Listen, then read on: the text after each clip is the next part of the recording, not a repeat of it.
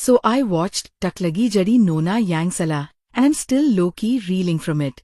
Like, I finished the last episode, sat there staring at the black screen, and the only thing running through my brain was, oh, so we're doing emotional reparations for past lives now.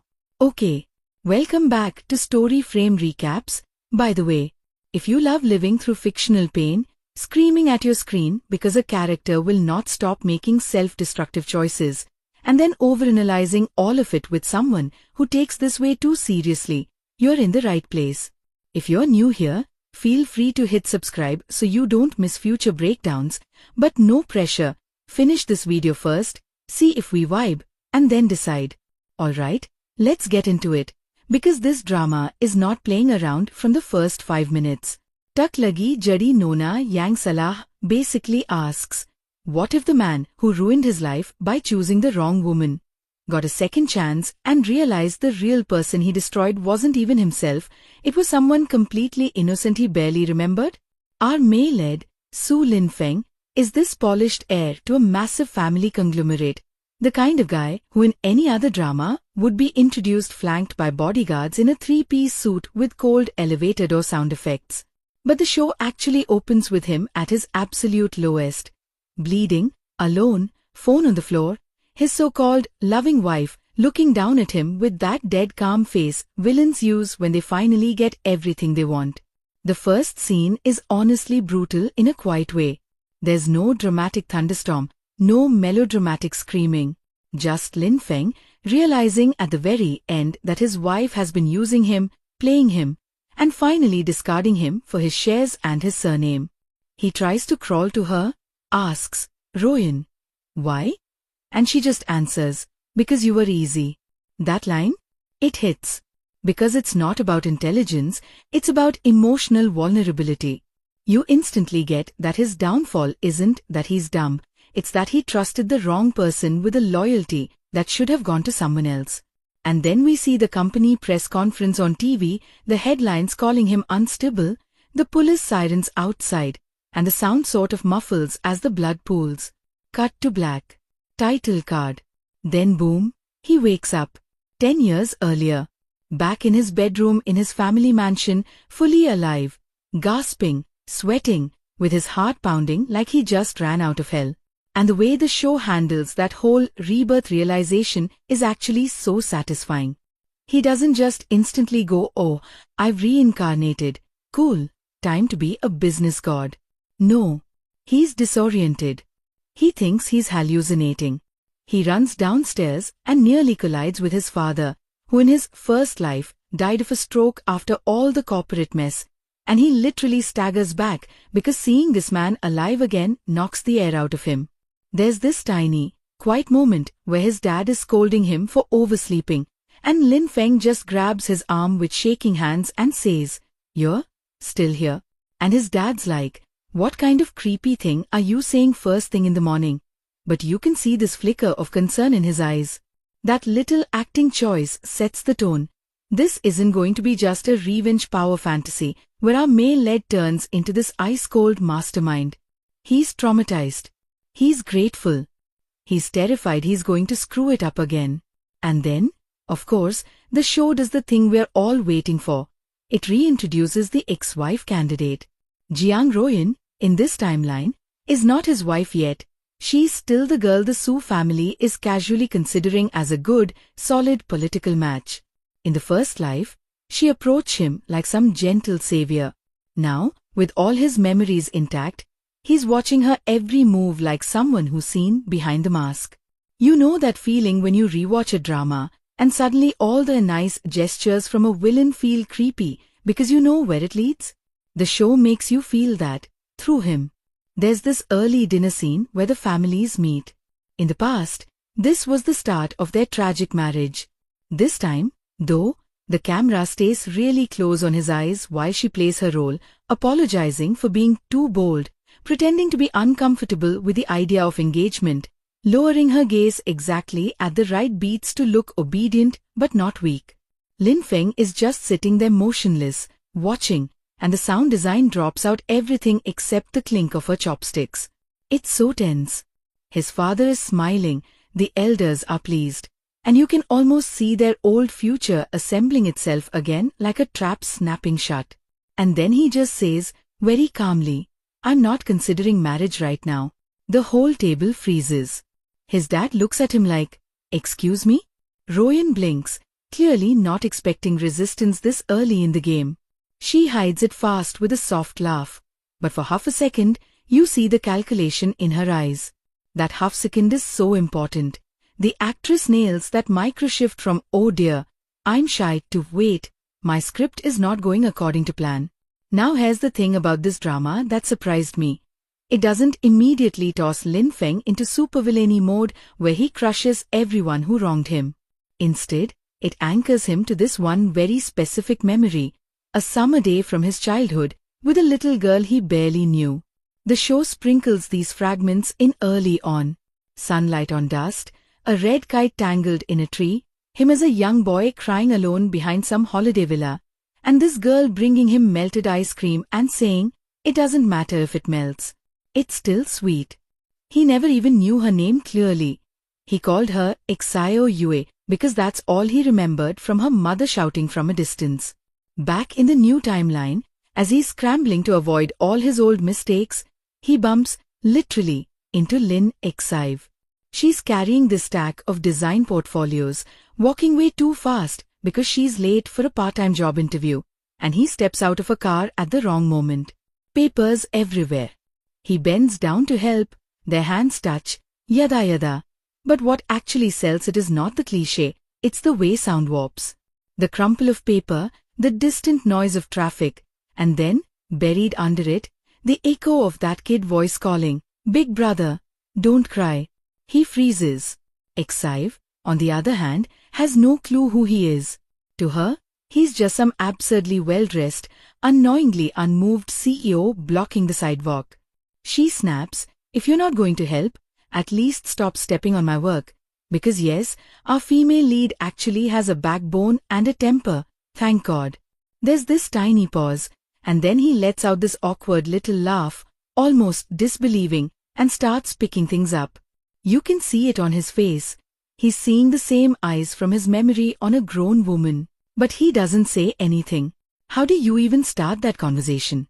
Hi, I think you were the kid who once gave me melted ice cream 20 years ago and have been emotionally haunted by you ever since?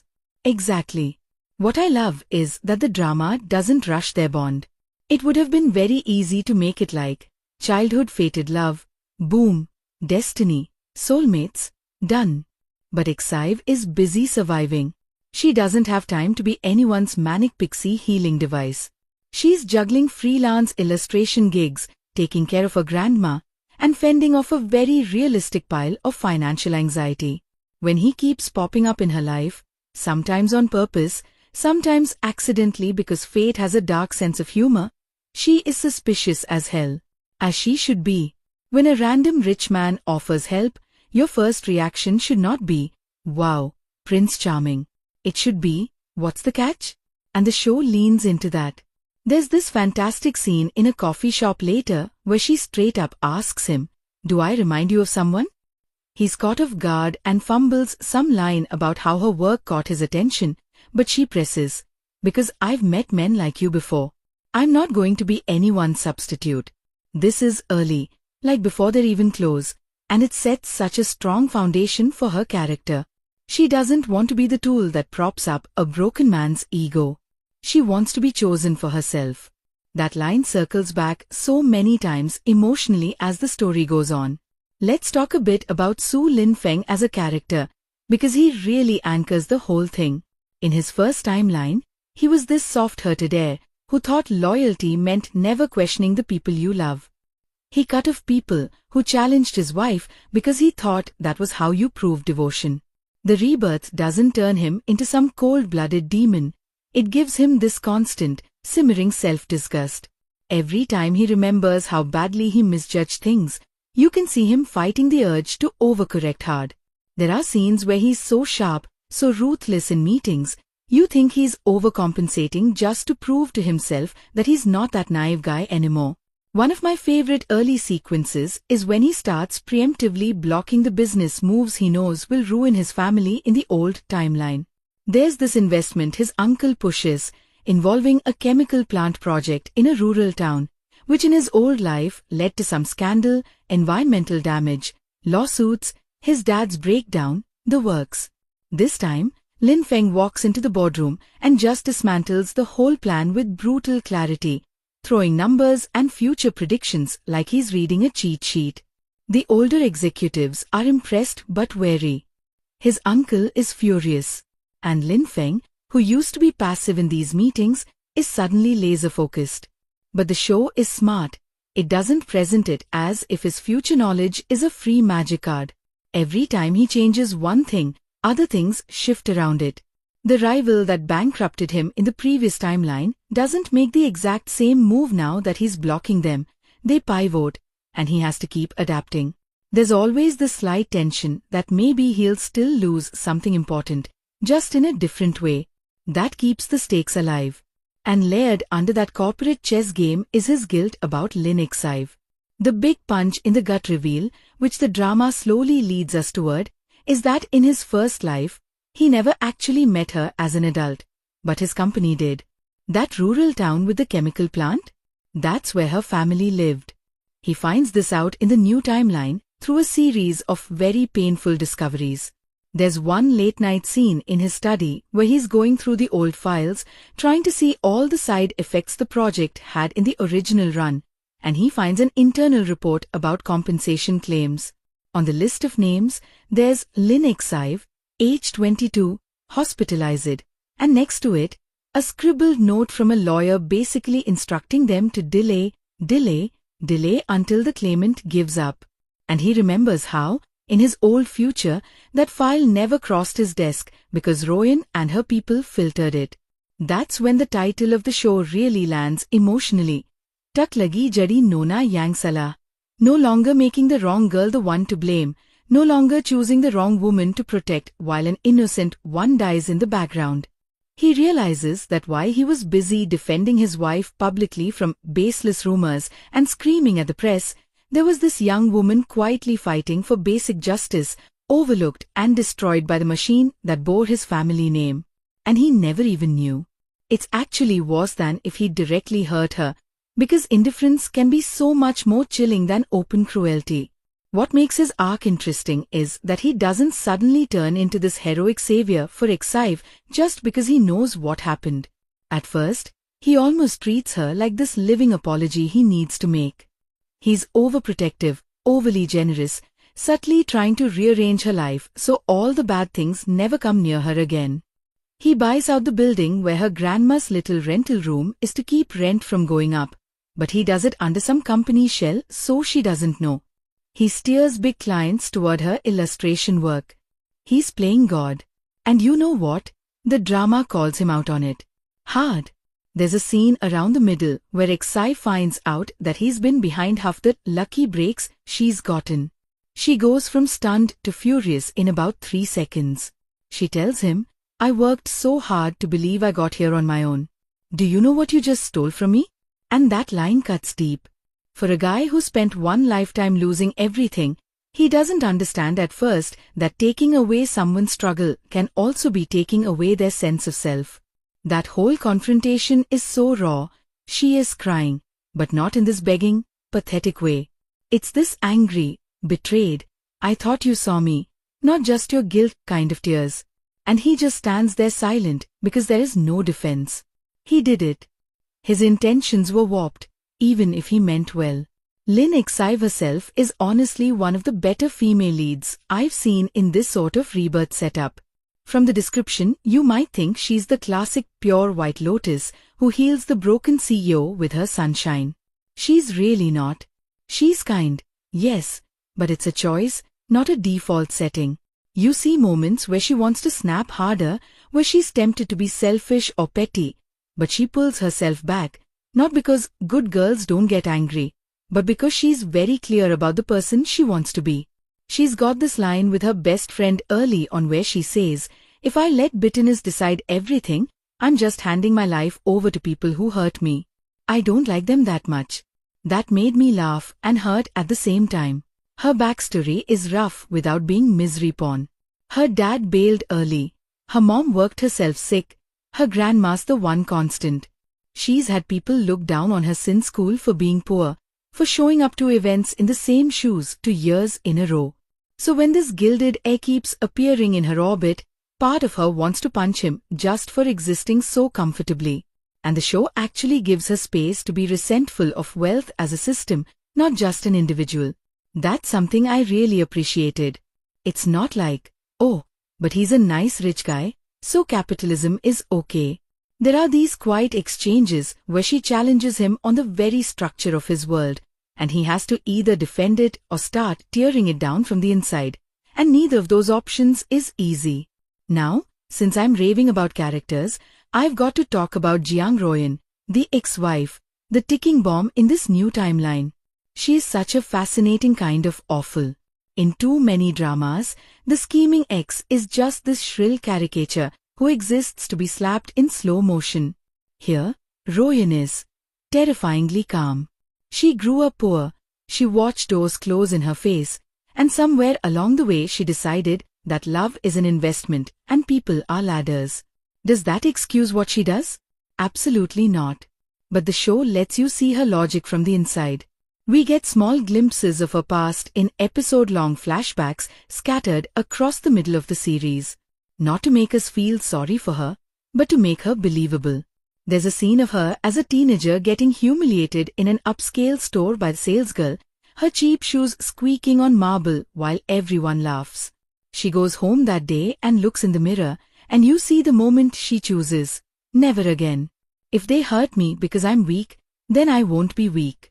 The problem is, in her mind, not weak becomes use everyone before they use you. So, in the old timeline, when she meets Lin Feng, soft, trusting, rich, she clocks him immediately as both a resource and a shield. In the rebirth timeline, she starts sensing that something's off. The guy who once clung to her every word is suddenly distant. The engagement talks she expected to fall into place are delayed. And the actress plays that almost like a horror story from her perspective. Her carefully written script is being rewritten in front of her, and she doesn't know who's holding the pen. Her reaction is not instant rage, it's strategic. She adjusts her tactics. She plays more vulnerable. She tries to bump into him in coincidental ways.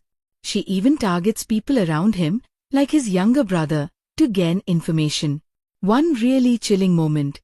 She volunteers at a charity event that Lin Excive's freelancing for, of all things. She accidentally spills coffee on one of Excive's pieces, apologizes profusely, offers to pay for damages, all while quietly analyzing how close Excive and Lin Feng are. Watching these two women circle each other, neither fully sure of the other's role yet, is tension gold. Excive senses something is off in Royan's smile, but she can't place it. Lin Feng, when he shows up later and sees them in the same room, looks like he's seeing a grenade in his living room. Let me talk about the acting here for a second, because this kind of dynamic only works if the cast can sell micromotions. The actor playing Su Lin Feng carries that I remember an entire lifetime of failure weight in his posture. He sits like a man who's used to losing things, slightly hunched, like he's braced for bad news, except in business meetings where he straightens up and almost puts on a mask as armor. Watch his eyes in scenes with his father and younger brother versus scenes with Royan. With family, there's always this tiny flicker of gratitude and panic, like he's constantly trying to mentally screenshot these moments because he lost them once already. With Royan, his gaze is flat, careful, like he's walking a line between hatred and caution. But then with Excive, especially as they grow closer, his eyes soften in a way that honestly makes some of those rooftop scenes way more intimate than the actual physical skinship. The actress playing Lin Excive honestly walked away with the show for me. She gives Excive this grounded warmth, like a person you could actually meet. Her smile isn't this generic Cinderella smile. It's lopsided and sometimes stiff when she's trying to be brave. The way she does crying scenes, she actually gets that ugly, splotchy look that real people get, and her voice cracks mid-sentence. There's a scene where her grandma collapses and she's in the hospital hallway, phone in hand, making frantic calls trying to figure out how to pay the deposit. And her fear is so raw that I had to pause and collect myself. It's not pretty, it's desperate. Then Lin Feng shows up, and the way she tries to pull herself together in front of him, forcing this weird little smile like, "I'm fine, it's just a routine check," while her hand is still shaking. That's the kind of detail that makes a character feel alive. As for Royan, her actress absolutely nails the performative gentleness thing. There's one early episode where she goes to the Su house with homemade soup for Lin Feng's dad. In the old timeline, this was what won the elders over. In the new one, we as the audience know it's manipulation. But she doesn't play it as cartoonish. Her tone is exactly right. Her movements are slightly too polished, like she's practiced them. When she gets caught in a lie later, the way her face switches from soft concern to cold calculation in under a second, I actually felt a chill. Now, chemistry. This show is a slow burn, and I mean that in the most agonizing way. There's an entire stretch of episodes where if you're the kind of viewer who wants kisses and confessions by episode 8, you might be screaming. But if you enjoy emotional intimacy, the tiny gestures, the silent, "I'm on your side" kind of closeness, you'll be feasting. One of my favorite moments isn't even romantic in the obvious sense. It's when Ixive and Lin Feng are stuck in a small town overnight because of a storm, and they end up sheltering in this half-finished community center his company is funding. It's late, the power keeps flickering, and they're sitting on opposite sides of the room at first, both slightly awkward. Eventually they end up talking about regrets, and Ixive says, "If you could go back and fix one thing, would you?" He goes very quiet and just says, "One thing wouldn't be enough." He's staring at the floor, and you can see his fists clenching, flashes of his first death scene, the headlines, his father's funeral, everything. She doesn't push. She doesn't try to psychoanalyze him. She just scoots a little closer and sits there, not touching him, but close enough that if he wanted to say more, he could. That's chemistry. That gentle space holding. Later, when they do finally confess, it feels earned. It's not this big grand gesture in front of a crowd. It's raw and a bit messy. They're arguing, actually. She's accusing him of still hiding too much, of treating her like someone he has to shield from every truth. And he just blurts out, "Because the last time I didn't protect you, you died." He doesn't explain the rebirth thing yet, but in his panic, he says the quiet part out loud. She of course has no idea what he means, but she can tell it's not just metaphorical. There's this silence, then she says very softly, "I'm right here. I'm not dead. I'm choosing you now. Can you choose me like this, not the version of me in your nightmares?" And honestly, that dialogue slapped harder than any ring proposal could. Let's get into the technical side for a bit, because this drama is very intentional visually. The cinematography uses color in a way that's actually quite clever without being, "Look, we have symbolism," obvious. His first life, in flashbacks, is shot in cooler tones, lots of glass, blue filters, harsh white lights in corporate spaces. Even the home scenes with Royan feel a bit sterile, all sleek marble and cold grays.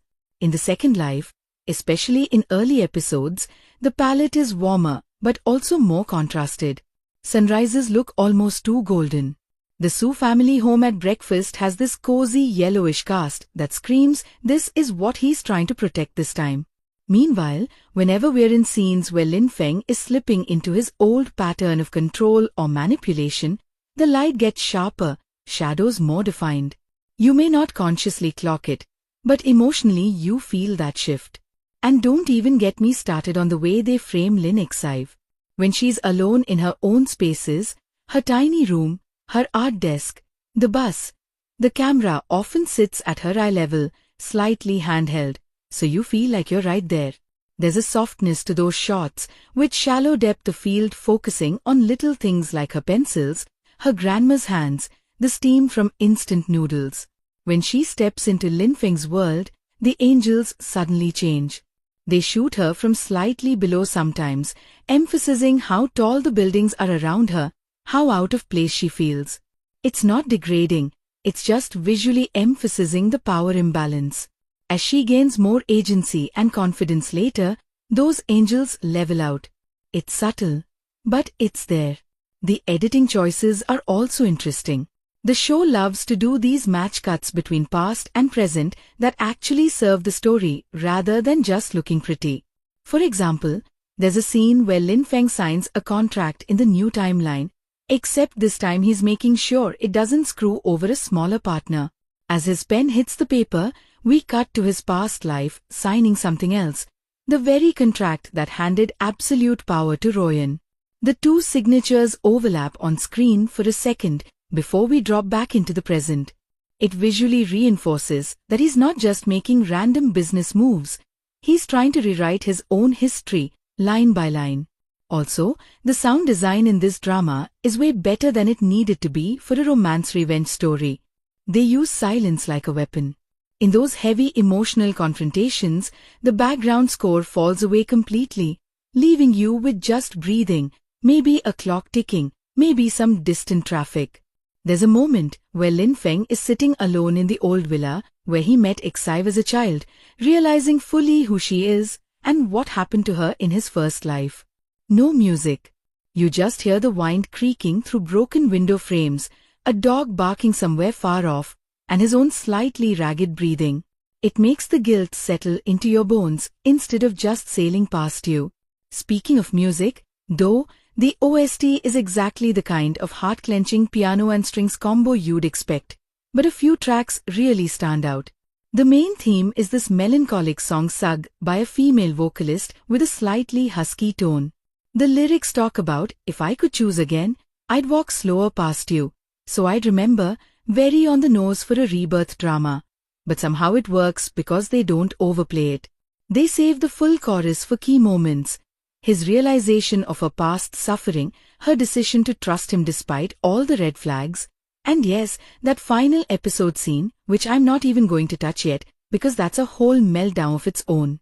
I also appreciate that they have a lighter, almost whimsical motif for Exive's everyday life.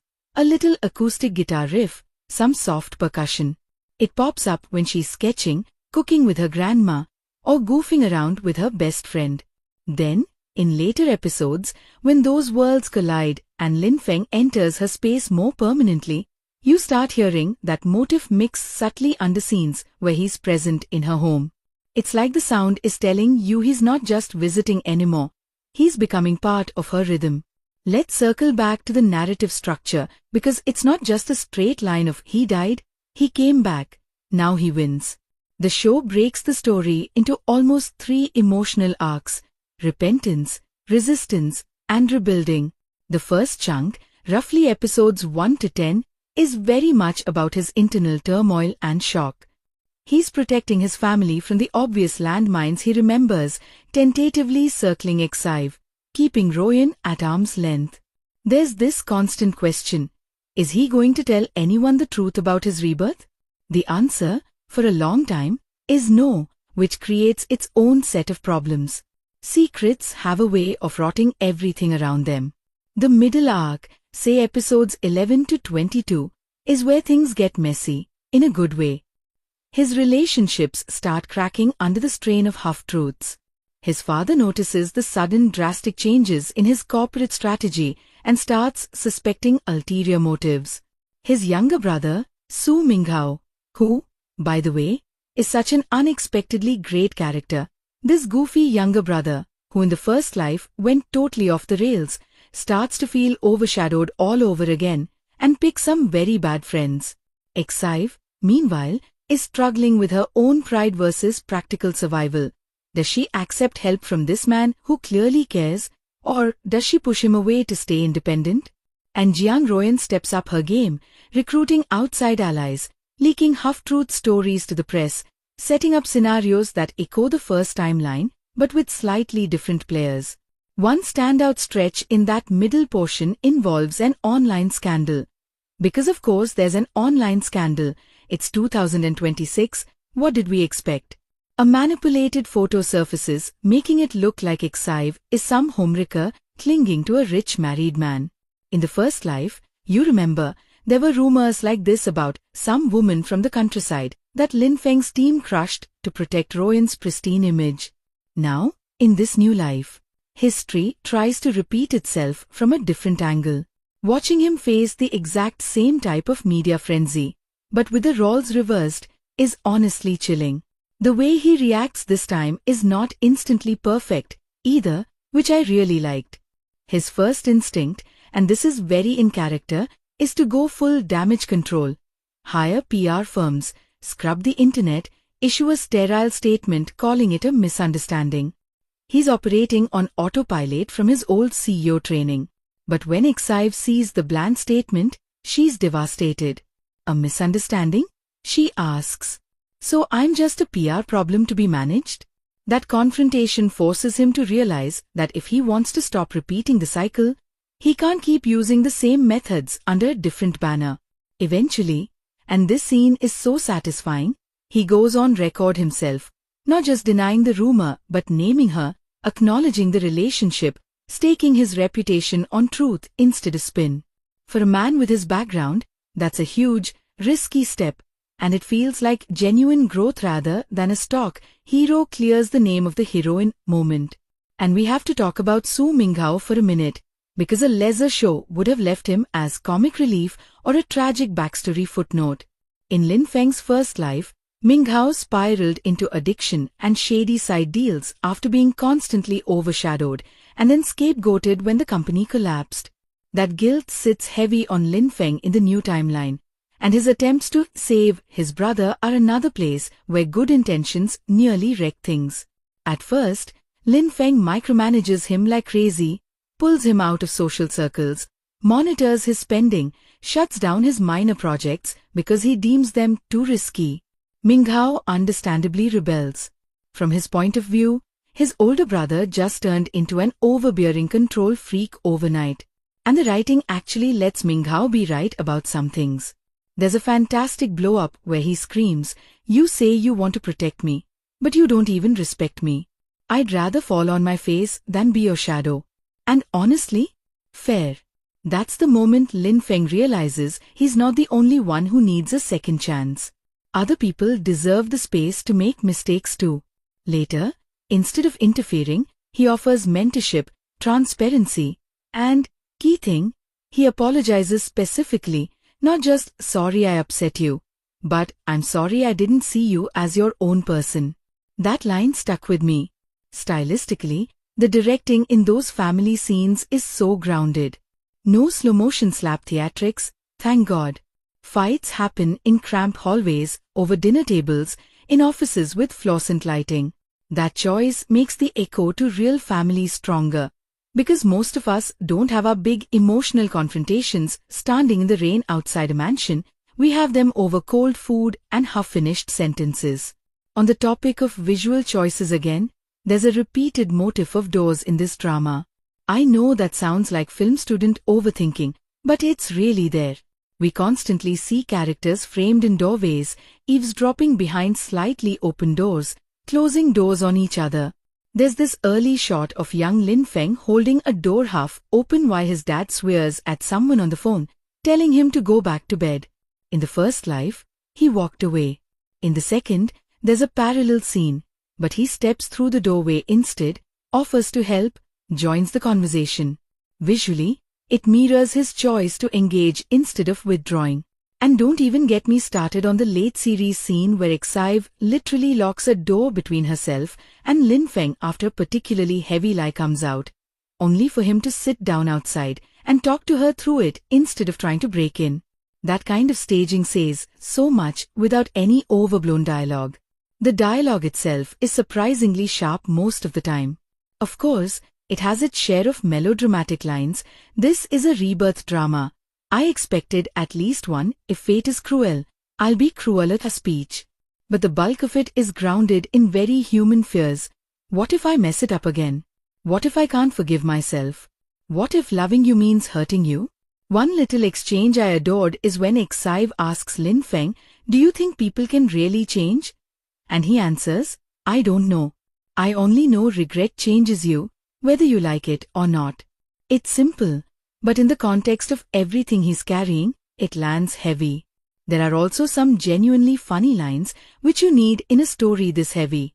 Zhang Qiao, Lin Feng's long-suffering assistant, is basically the audience's voice half the time.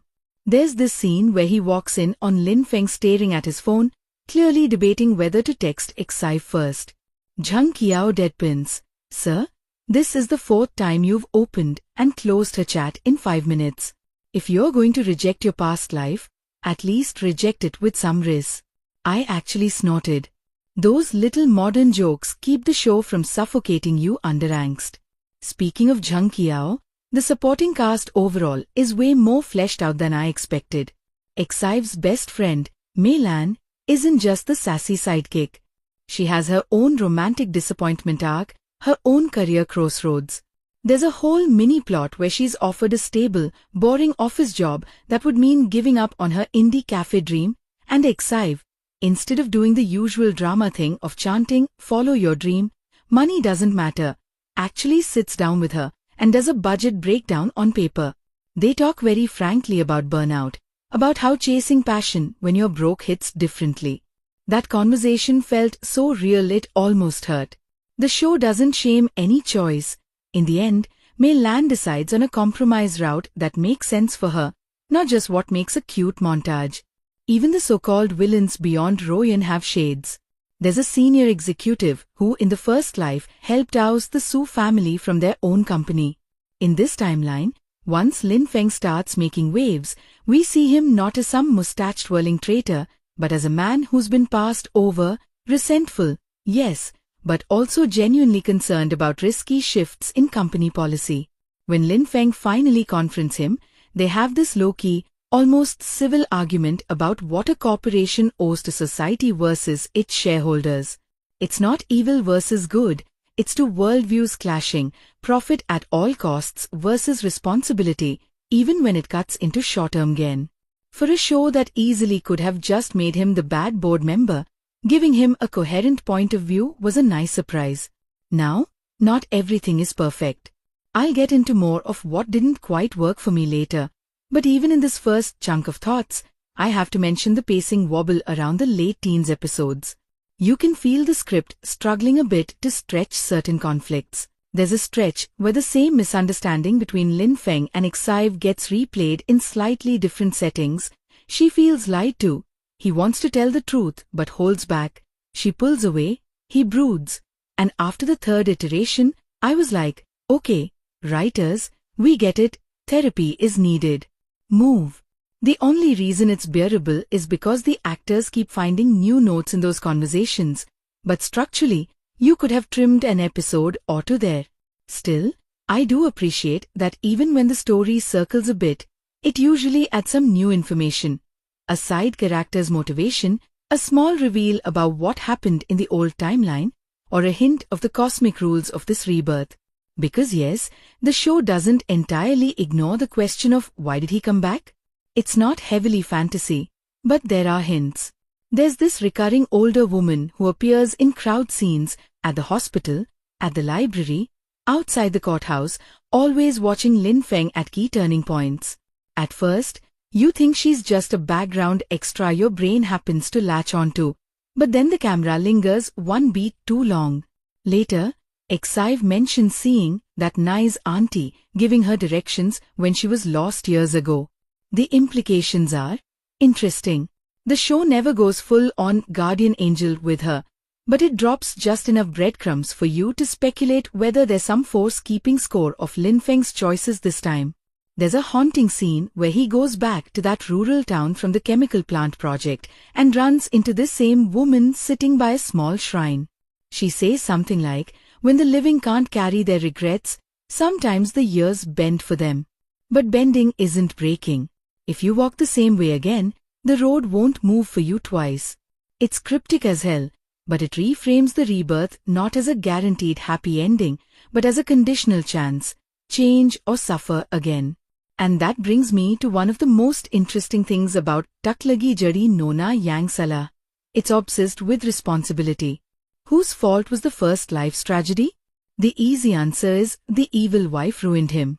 And sure, Jiang Royan did terrible, unforgivable things. But the show keeps poking. Why was he so blind? Why did the system let her win? Why was it so simple for one woman to redirect an entire corporation's moral compass?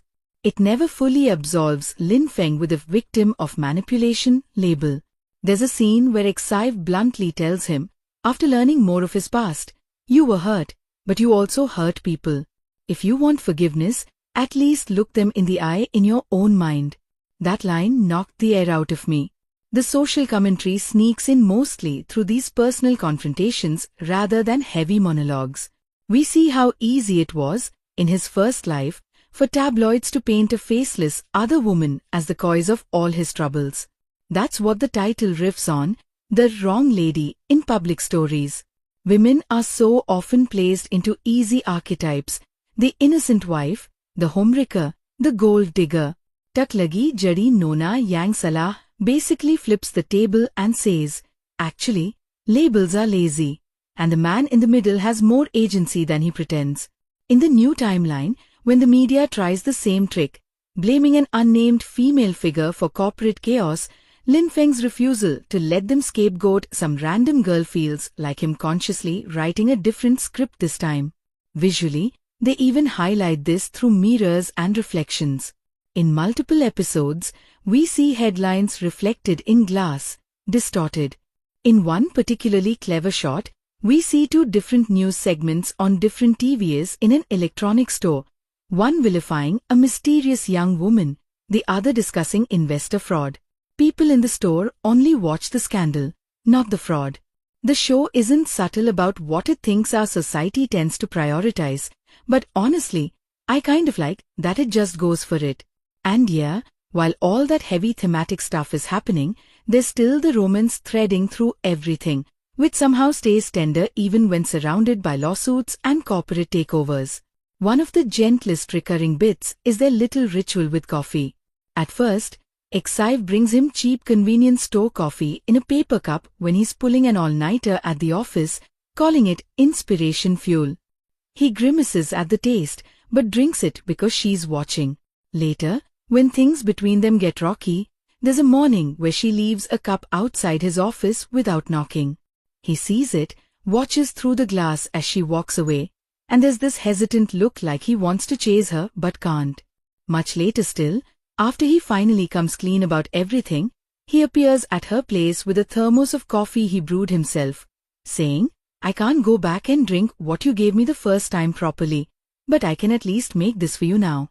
It's such a simple callback, but I swear it hit harder than some of the big declarations. Costume design plays a quieter but important role here as well.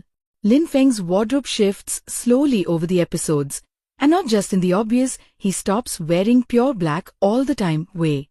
In the very beginning, post-rebirth, his suits are razor sharp, dark, very controlled, 3Ps, perfect tie knots, almost like he's armoring himself. As he starts letting people in again, you see him in softer fabrics, occasionally ditching the tie, even wearing this light sweater in one home scene that made me do a double take because he actually looked like a human being instead of a corporate statue.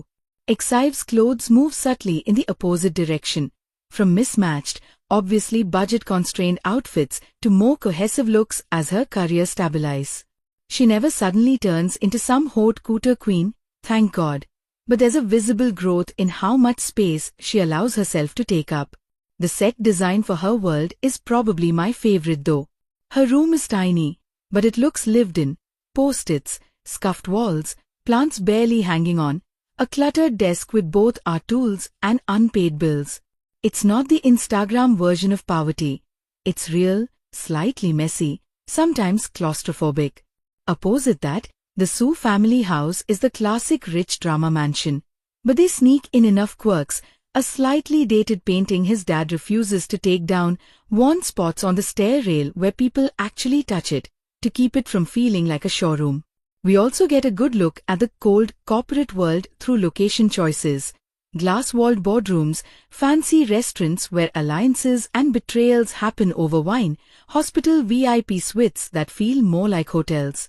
There's a conscious contrast between spaces where power is executed and spaces where emotion is allowed to breathe.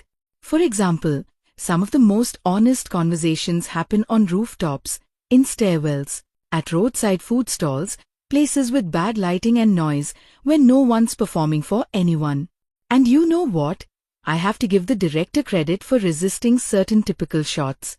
You know the one, heroine crying in the rain, camera spinning around her, male lead appearing with an umbrella in slow motion? We don't get that here. There is rain, obviously, because drama law requires at least one rain scene. But when it comes, they use it for this really grounded beat. Exive waiting alone at a bus stop, soaked because her cheap umbrella broke, on a day where everything has already gone wrong. Lin Feng pulls up, sees her, offers a ride. She hesitates, eventually gets in. There's no swelling music, no witty banter. They just sit there, wet and exhausted, listening to the vipers. That quiet shared misery feels way more intimate than any orchestrated umbrella hero shot. I'm realizing I've talked for this long and haven't even touched the specifics of the ending or some of the bigger twists that hit later, especially around the courtroom arc and the final confrontation with Royan and the board. Those need their own deep dive because the way the show resolves the question of how much is enough payback is complicated in a way I wasn't fully expecting from how it started. So let me pause here on the breakdown of vibes, characters, and craft.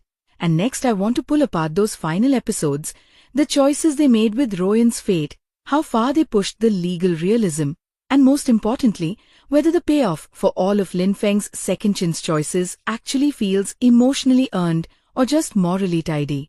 Alright, so let's talk about that whole third act pivot, because this is where Tak Lagi Jadi Nona Yang Salah stops being just CEO, gets a redo, and picks the sweet girl instead, and turns into, okay, but what are you actually going to do about the bodies your empire is standing on?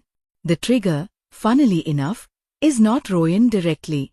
It's that damn chemical plant project again, the ghost of his first life that refuses to stay buried. Remember how in this timeline he blocked the exact same investment early on? He thinks he's sidestepped it. He's so sure he's untangled that knot. And then, in episode 20-something, a new segment comes on in the background while he's cooking with Exive in her tiny kitchen, this cheerful little domestic scene. And on the TV behind them, there's footage of a protest in that same rural town. Different company logo on the banners this time, different executives, but the factory? It's the same permit he originally turned down. Another corporation just swooped in and took it. He doesn't even notice at first. Exive, who is half listening while chopping vegetables, recognizes the town's name and freezes. The camera does the slow push-in on her face as the reporter mentions water contamination and sick residents. She walks over, turns up the volume, and the sound in the scene just drains.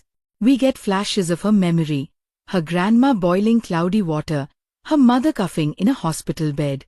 Lin Feng is still stirring a pan behind her, completely unaware that his fix in this life just rerouted the disaster instead of preventing it. I actually wanted to throw something at the screen at that point, because that is exactly how systemic problems behave in real life. One rich guy having a conscience doesn't magically heal an entire industry. This is where the show does something really smart with his rebirth concept. It refuses to let him treat the past like a puzzle game where you can just move a few pieces and get a perfect ending. The universe is like, oh, you stopped your family from doing it? Cool. Someone else was waiting in line. It forces him to widen his idea of responsibility beyond his immediate circle. He has this huge argument with his father about it. Dad is basically, we rejected that project. We did the right thing. The rest isn't our problem. And you can see younger life Lin Feng in his eyes for a second, that same old instinct to say, yeah, true. Not a mess. Except he can't now, because he remembers the first life where that rationalization almost destroyed everything. He slams his hand on the table and says, you think we can wash our hands just because the contract has someone else's stamp? We knew what that factory would do. We just pretended saying no was enough. That line is messy and angry and so on point. It's him finally freaking out at the idea that moral responsibility doesn't end at the boundary of your legal liability. And of course, because drama gods love collateral pain, this is also the stretch where Excive's grandma's health starts sliding down fast. It's not sudden. They've been hinting at it from early on, the little coughs, the pills, the "I'm fine, just old bones" deflections. But the protest news basically rips open a wound Excive has spent years carefully bandaging. She goes into this almost robotic mode after watching the coverage. She starts filing through old documents, digging up hospital records from her hometown. And that's when she stumbles on something we've been waiting for her to see: the original compensation claim paperwork with the Sioux Group's logo stamped on top. Even though in this timeline that claim technically never went through because the project shifted companies, the ghost of his first life lands in her lap on paper. The way the show stages her discovery is so simple but cruel. She's alone, sitting on the floor of her room, because there's no table space, papers everywhere. She sees the Sioux logo, frowns, flips to the note about delaying claims until publicity dies down, and spots the signature of an old executive who now smiles at her in boardroom meetings as Lin Feng's friend. Her face doesn't even crumple at first. She just goes very, very still. Then she flips the next page and sees her own teenage signature, shaky in blue ink, next to her mother's. That's when the breath leaves her. What kills me is that, technically, this is a relic from the timeline that is no longer canon in this life. But emotionally, it doesn't matter. For her, the past is not theory, it's lived. And the show doesn't try to over-explain how this document exists now, it kind of lets the bendy time logic blur there. Maybe that claim file is one of those pieces of fate that clung to the edges when the years twisted. They never directly say it, and I kind of like that they don't.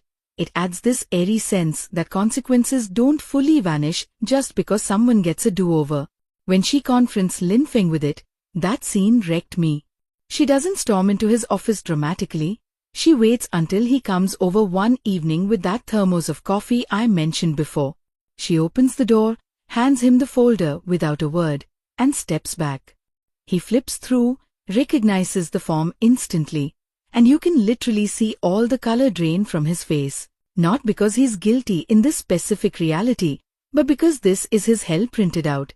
He tries to explain, badly, at first. He goes into technicalities. Different timeline, different decisions, he never approved it this time. And she just cuts him off. Stop talking about this time and last time like they're games. Someone signed this with your family's name. My mother died while that file gathered dust. I don't care what year it was when it happened. The actress delivers that with this quiet, terrifying steadiness that honestly hits harder than a screaming fit would have. She's not even looking at him half the time. She's looking at that logo. This is also the moment he realizes he can't keep the rebirth secret if he wants her to truly understand him. The whole house of cards is collapsing. You see him open his mouth, close it, turn away, press his hand to his face like he's trying not to scream. And then he just says, very small, I remember you dying. That's how he starts. No dramatic, I was reborn 10 years ago, speech. Just that one sentence. The confession scene is long, and thank God they let it breathe. They don't do some gimmicky flash montage of his first life. We've already been getting those in pieces. He talks. He stumbles, backtracks, grips the back of a chair so hard his knuckles whiten. He tells her about his death, about Royan's betrayal, about all the people he lost, and then about finding her in the second life and realizing, piece by piece, what his company did in the old one. The camera doesn't cut away to some cosmic light show or a judge from the heavens nodding approval. It stays on their faces, because the magic isn't the time travel. It's what it does to two regular people trying to figure out what the hell to do with that knowledge. Exive's reactions go through a full grief cycle in about 10 minutes. There's disbelief, obviously, because what do you even do when your boyfriend drops, by the way, I died once already, on a random Tuesday. Then there's anger at the sheer audacity of him carrying all this without telling her sooner. She says at one point, you talk about me dying like I'm a story you read somewhere. I was living that. That's so important. He's talking from this strange perspective of someone who remembers outcomes that technically haven't happened now, and she has to drag him back to the fact that, either way, her suffering wasn't theoretical. But then there's this unexpected beat where she actually believes him, not because he begs or swears, but because too many little details line up that she could never have told him. He describes the layout of her childhood house, down to the crack in the window, talks about the smell of the river near the plant, mentions a specific nurse who took care of her mom. The show resists the urge to make it some fated soulmate memory thing and instead roots it in his guilt. He read those case files obsessively in the first life after it was too late, trying to understand the human cost. When she realizes that, you can see something in her shift. Her image of him expands from rich meddling in my life to man drowning in more regret than I knew existed. Does that mean she forgives him instantly? Absolutely not. And that's where I really respect the writing. She doesn't fling herself into his arms sobbing, "You suffered so much, let me heal you," which would have destroyed the whole premise. She tells him, eyes full of tears, "I don't know what to do with this. I'm angry and I'm sad and I'm sorry for you, against my will. I need time." Then she does the one thing he's most afraid of. She asks him to leave. The next few episodes, they actually spend a decent chunk of time apart. Not break up in the dramatic sense like never see you again, but this heavy emotional distance where texts go unanswered, calls get declined, and when they bump into each other at work functions, the air is thick enough to slice. And this is not just angst for angst's sake. It gives both of them space to decide who they want to be now that all the cards are on the table. On his side, this is where the legal arc kicks into high gear. Because after that confrontation, just being a better boyfriend isn't enough. The old claim form sitting on her table is physical proof that his company once played dirty with people like her. Even if technically different lifetime, a version of that corporation still exists in the public record. He could have shoved it in a drawer and told himself, well, that was the old timeline, not my responsibility. Instead, he does something that honestly shocked me. He goes to the company's legal department, slams the file down, and says, "We need to reopen every single claim related to that factory, especially the ones we buried." There's a beat where the head of legal stares at him like he's lost his damn mind. Because financially, this is suicide. You're talking about voluntarily digging up potential liabilities years after the statute of limitations, for some of them may have even passed, inviting bad press, inviting copycat suits. From a cold business perspective, this is the stupidest move. And the drama doesn't pretend otherwise. Everyone around him thinks he's gone off the rails. His uncle calls him insane. Board members start whispering about a vote of no confidence. His father, who's been slowly warming to his reformist tendencies, looks genuinely frightened now. He says, "Do you want to destroy everything we built?" And here's where that line between revenge story and redemption story becomes crystal clear. In the first half, his driving force is "I won't let Royan ruin us again." That's revenge colored. In this half, his obsession is "I won't pretend we're innocent when we're not." That's something else entirely. Accountability. And it's not glamorous. There's no guarantee he wins. Watching a CEO choose that, fully aware that it might cost him his position, is way more interesting to me than watching him outmaneuver a board through clever contracts. The legal stuff itself is, okay, not always perfectly realistic. There are a few too convenient moments where documents are found a little too easily, or a whistleblower shows up right when they're needed. But they at least try to ground you in the actual fight. There are scenes with lawyers arguing about jurisdiction, ethics committees, the statute of limitations on environmental cases. They bring in local residents as witnesses, including this old man whose farm was ruined. He gives this monologue in court about how a man who spills poison in the river doesn't get to say "time's up" just because the calendar changed. It's obvious speech writing, sure, but delivered with so much quiet pain that it lands. Royan, naturally, is not about to go quietly while he turns himself into some crusader. She's got skin in the game. A bunch of the old shady deals were run through shell companies she controlled in the first life. The moment she realizes he's looking backwards, not just forwards, her self-preservation kicks into beast mode.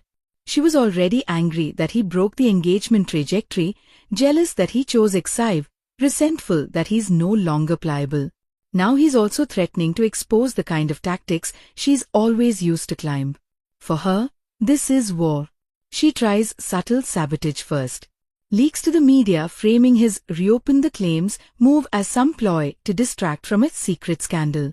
Planting stories about him being mentally unstable, reusing the exact same erratic CEO narrative that destroyed him in the first life.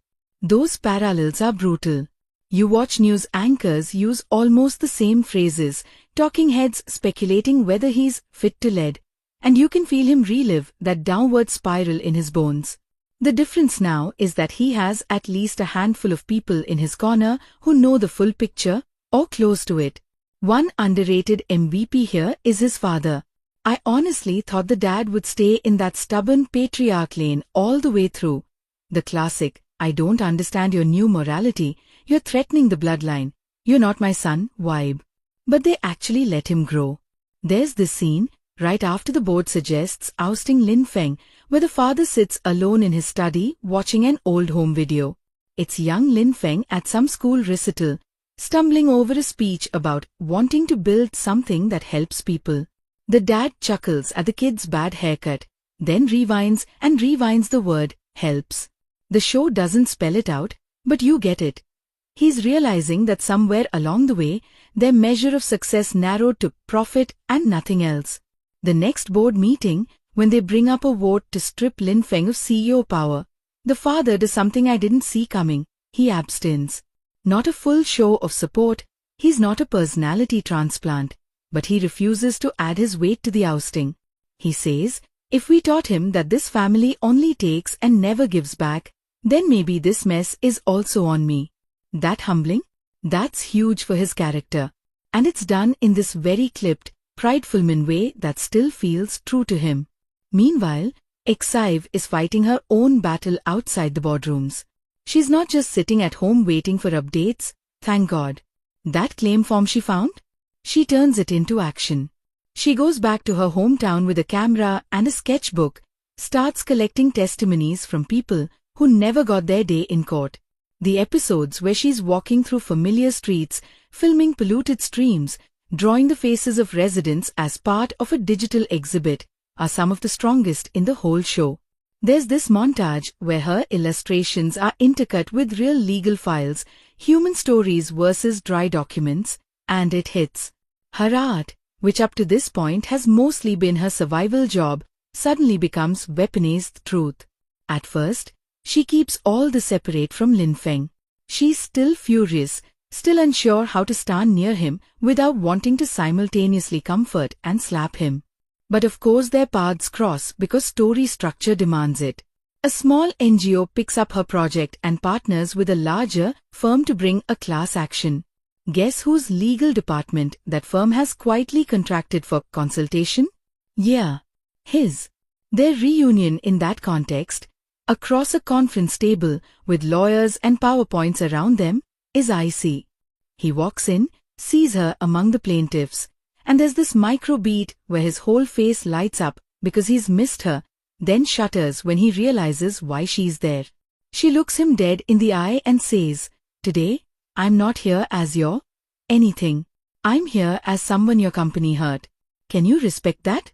And to his credit, he nods and sits down like she just slapped a judge's robe on herself. The courtroom arc that follows might be a bit dramatized, but it's emotionally satisfying. One of the tightest moments is when the opposing lawyer tries to frame the whole tragedy as inevitable collateral of development, using all the usual corporate euphemisms. Exive is on the stand, and he basically implies that maybe her mother's illness wasn't even related to the factory. You can see her jaw clench. For a second it looks like she'll break down. Instead, she pulls out one of her drawings, a sketch she made as a teenager of her mother lying in the hospital bed with machines strapped everywhere, and says, "I drew this the night a doctor told me our water was poison. It was the only way I knew how to remember it." You can argue about evidence, But you can't argue me out of my own memory. Is that how actual court works? Not exactly. Would any judge allow a random sketch as evidence like that? Probably not without groundwork. But thematically, it's perfect. This entire show is about memory and what you do with it. Lin Feng has a whole extra life's worth of it. Exive has this one scarred timeline. In that moment, her single life's pain is weighted just as heavily as his accumulated regret. That balance feels right. Now, Royan's unraveling in parallel is some of the best villain comeuppance I've seen in a while, not because she gets thrown off a metaphorical cliff, but because the thing she values most, control of her own narrative, slips out of her hands. She tries to spin the trial as his vanity project, leaks doctored audio clips implying he's using victims for personal redemption. When that starts to fail, she pivots to appealing to his old weakness. She shows up late at night, all soft voice and teary eyes, whispering, "We can still fix this together. We were a good team once." And for one terrifying second, the show lets him wobble. You see him look at her and flash back to certain good moments in their first life. Her taking care of him when he was ill, them laughing over burnt toast, the feeling of not being alone. Because even in a toxic relationship, there are good moments. That's what keeps people trapped. They don't retcon their entire past as purely evil. That's such a brave choice. Royan was not a cartoon villain 24/7. She probably did care sometimes, in her own twisted way. The danger is him forgetting the cost of that care. But then, and this is one of my favorite little acting choices from him, his gaze drops to her hands. In his memory, those are the hands that let his own slip off a balcony rail, metaphorically speaking. He notices that even now, while pleading, her fingers are perfectly steady. No real fear, just performance. He quietly says, "The worst mistake of my life was believing you were my only option." That's it. No screaming, just a door closing, emotionally and literally, as he walks away and leaves her in the corridor. Her final fall is not a single dramatic arrest scene but death by 1,000 exposures. The court case drags out documents that tie her shell company to backdoor payments. A junior accountant, she bullied, flips and testifies. Her carefully curated public image as charitable socialite starts to crack as old coworkers leak stories of how she treated them. The line that really nails her, though, comes from Exive, not Lin Feng. After everything comes out, they cross paths one last time in a bathroom at a hotel, of all places, which is such a beautifully unglamorous meeting point. Royan looks wrecked but still defiant. She throws this jab like, "Enjoy your victory. You stole what was supposed to be mine." And Exive, tired beyond measure, replies, "I didn't steal him. You just never owned him the way you thought you did. That's your tragedy." It's not delivered with gloating. It's almost pitying. For a second, you glimpse what Royan could have been if she'd chosen to see people as, well, people, not assets. Do they send Royan to jail? Yes, but not in this morally explosive, rot in prison sense. The show doesn't linger gleefully on her being led away. There's a short news clip, some legal jargon about fraud and obstruction. The more poignant image is her sitting alone in an interrogation room, perfectly lit, no makeup, staring down at her reflection in the metallic table. No one screams at her there. No one throws water. She just has to sit with herself. That feels more in line with the show's obsession with inner reckoning. Okay, back to our central couple.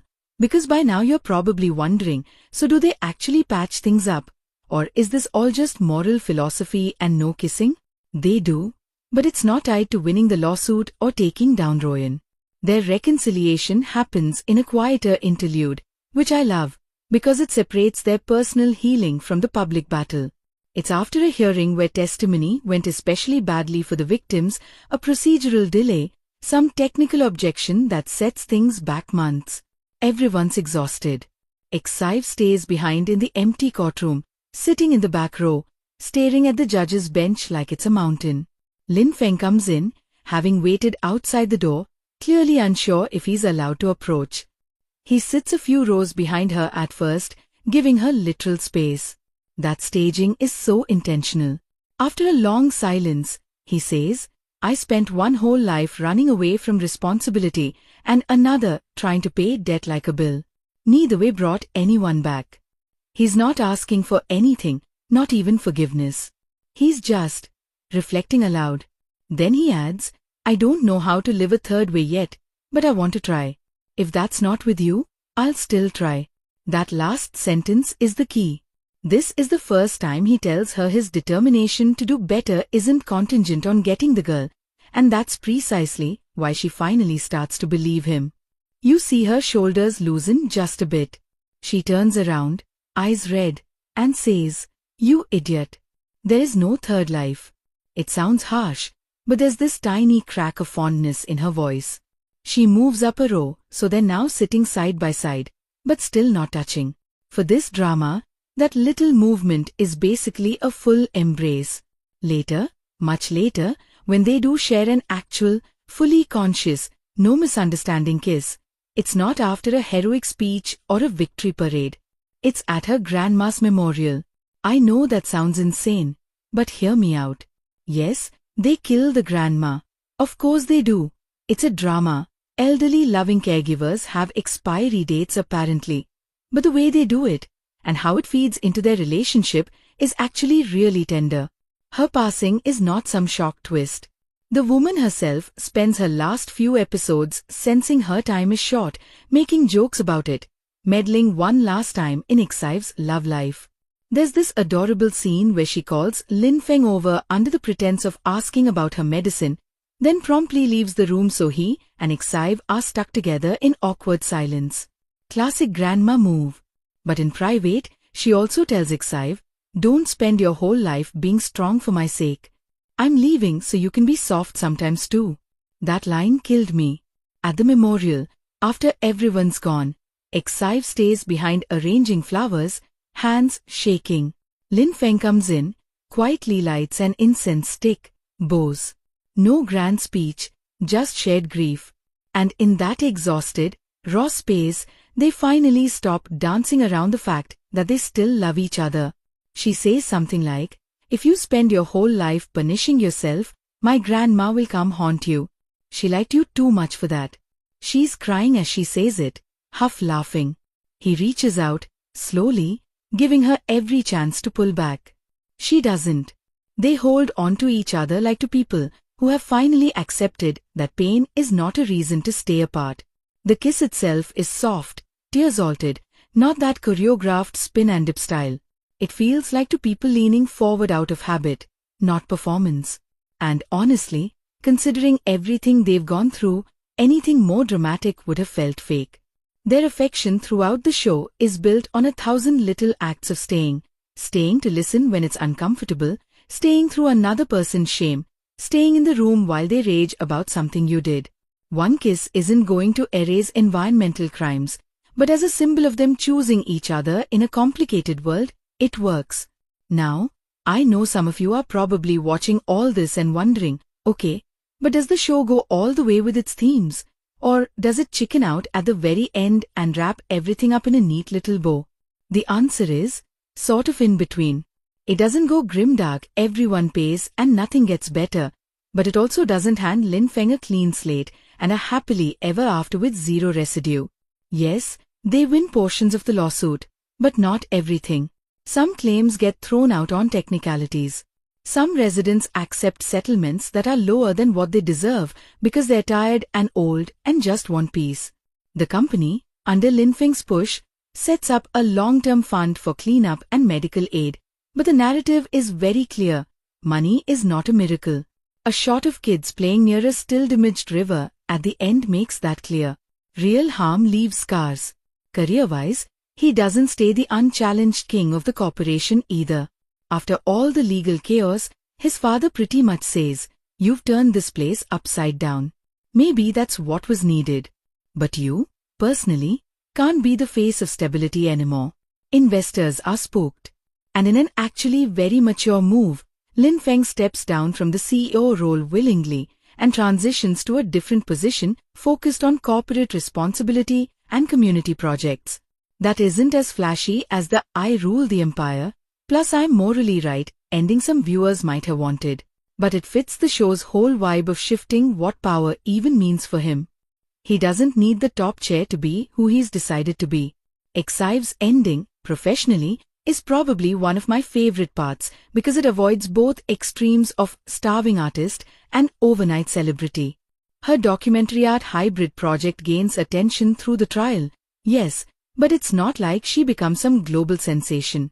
She gets enough recognition to land stable commissions, collaborate with NGOs, maybe hold a small gallery show.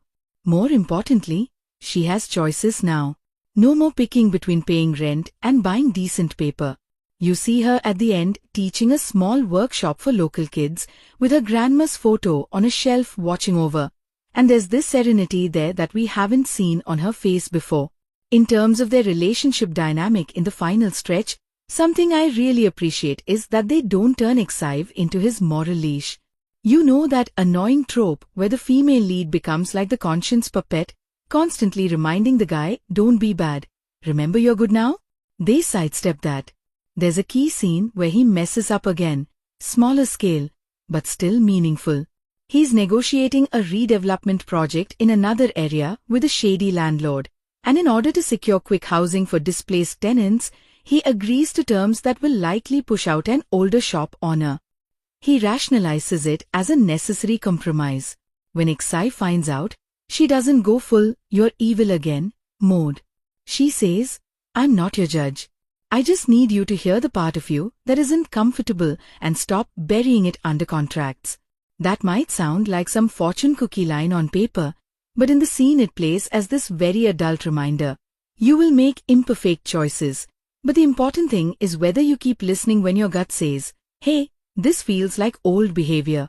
Their conversations have shifted from melodramatic fights to honest negotiations about values. To me, that's more romantic than 10 rooftop proposals.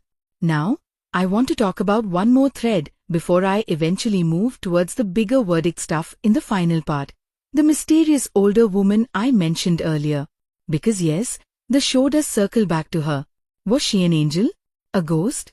A metaphor? They never slap a label on her, but they give you just enough to chew on. Near the last few episodes, after the main legal arc calms a bit, Feng goes back to that rural town alone. He walks by the little shrine we saw before, and there she is again, sweeping the steps like she belongs there. He's no longer freaked out by her repeated appearances. There's even a hint of wary familiarity. He leaves an offering, just a simple bundle of flowers, and says, almost to himself, if the years bent for me, like you said, I don't know if I did enough with it. She looks up, squints at him for a long moment, and then hits him with something like, regret is a slow eater. If it's still biting you, it means you're still alive enough to feed it. That's not a curse. Is that a totally cryptic line? Absolutely. Did I rewind it 3 times? Also yes. He laughs this tired little laugh and asks the question we've all been wanting him to ask. Was it you? Did you send me back? She tilts her head. This is where a lesser show would go into a flashback of her as some cosmic judge. But here, she just says, who else would give you more time but the people you owed it to? Then she walks away. You can interpret that a lot of ways. Maybe she's the embodiment of the town, or of forgotten victims. Maybe she's literally no one magical, and he's reading meaning into a random kind stranger. The show doesn't confirm anything. I kind of love that. Keeping that slightly supernatural edge unpinned lets the story stay more about human choices and less about a fantasy rulebook. It also threads nicely into the visual of Exive later going to that same shrine at the very end, leaving her own flowers, as if she's acknowledging the weirdness and the weight of everything that's happened without needing a diagram. From a craftsmanship point of view, those scenes with the older woman are shot in this very earthy, grounded way. No halo lighting, no weird filters. She's wearing plain clothes, her broom is old and frayed, the shrine is modest. The sound here is heavy on crickets, wind, distant dogs, that sort of thing. It feels like the show saying, if there are miracles, they look like this ordinary, almost unnoticeable, happening in the margins. Alright, I've been mostly praising or at least admiring specific choices, so let me poke at some of the things that didn't quite land for me in this back half, because it's not flawless and I don't want to sound like I've joined its fan club without a membership exam. First off, the corporate realism, like I hinted, gets wobbly. There are scenes where billion-level deals are signed in what looks like a co-working space conference room with the signatures and a handshake, and I'm sitting there going, where are the 20 other lawyers? Where are the regulators? I know, drama time is short. You can't show every due diligence meeting. But sometimes the shortcuts are so blatant they pull you out. There's a particular bit where overnight, because of one news story, stock prices plummet, the board calls an emergency vote, and one speech completely changes everyone's mind. I'm sorry, no. Investors in reality have the attention span of gnats and the memory of elephants, not the other way around. The legal stuff too, while emotionally satisfying, sometimes dips into law and order, drama edition. A witness bursts into the courtroom right at the perfect moment with a piece of evidence that somehow no one else uncovered. The judge delivers these eloquent, almost poetic lines when issuing orders that made me cackle a little, because most judges I've seen barely string 3 adjectives together in a ruling. If you're someone who needs your legal plots airtight and brutally accurate, you're probably going to be rolling your eyes here and there. For me, the emotional truth was strong enough that I forgave most of it. But yeah, it's not documentary level. Second, there's this small side plot with Mei Lan, ex-Ive's best friend, and a potential love interest in the latter half that felt tacked on. They bring in this journalist who's covering the lawsuit. He and Mei Lan bicker a bit, share a couple of late-night editing sessions. There's clearly something sparking, and then it kind of fizzles with a vague hint of maybe someday. On one hand, I like that not every relationship is forced to fully bloom on screen. On the other, the amount of screen time they gave him in the back half made me feel like they started writing a proper romance and then cut it in post.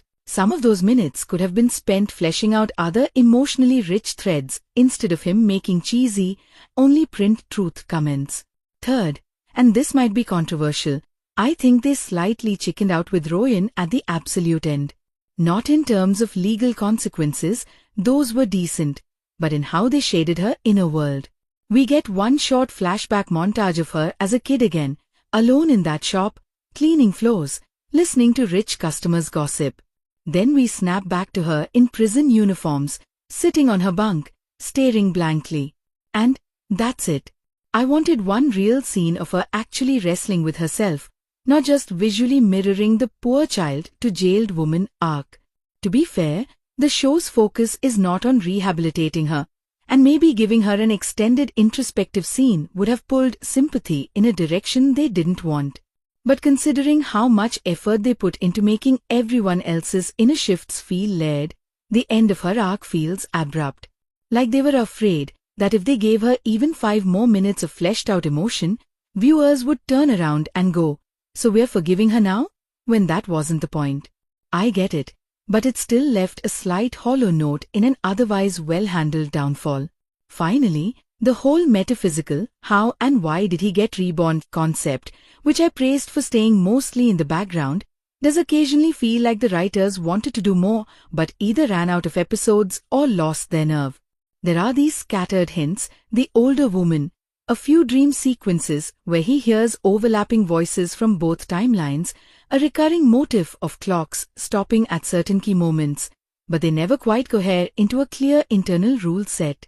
For some viewers, that mysterious fog is going to be part of the charm. For others, especially people who like their fantasy logic tidy, the vagueness might feel like a cop-out. Personally, I'm fine with it staying in the maybe karma, maybe coincidence, maybe a grand cosmic glitch zone. But I do think they could have sharpened the thematic link between the magic and the message. Was the rebirth granted as a reward, a punishment, a test, a random second chance? The older woman's line about the people you owed it to suggests it's not about him being special, it's about unfinished accounts.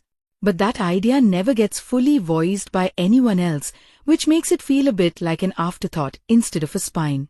That said, the emotional spine, which is what matters to me more, stays strong all the way up to that final shot. And I want to talk about that shot because it's one of those endings that's simple on the surface but says a lot if you sit with it.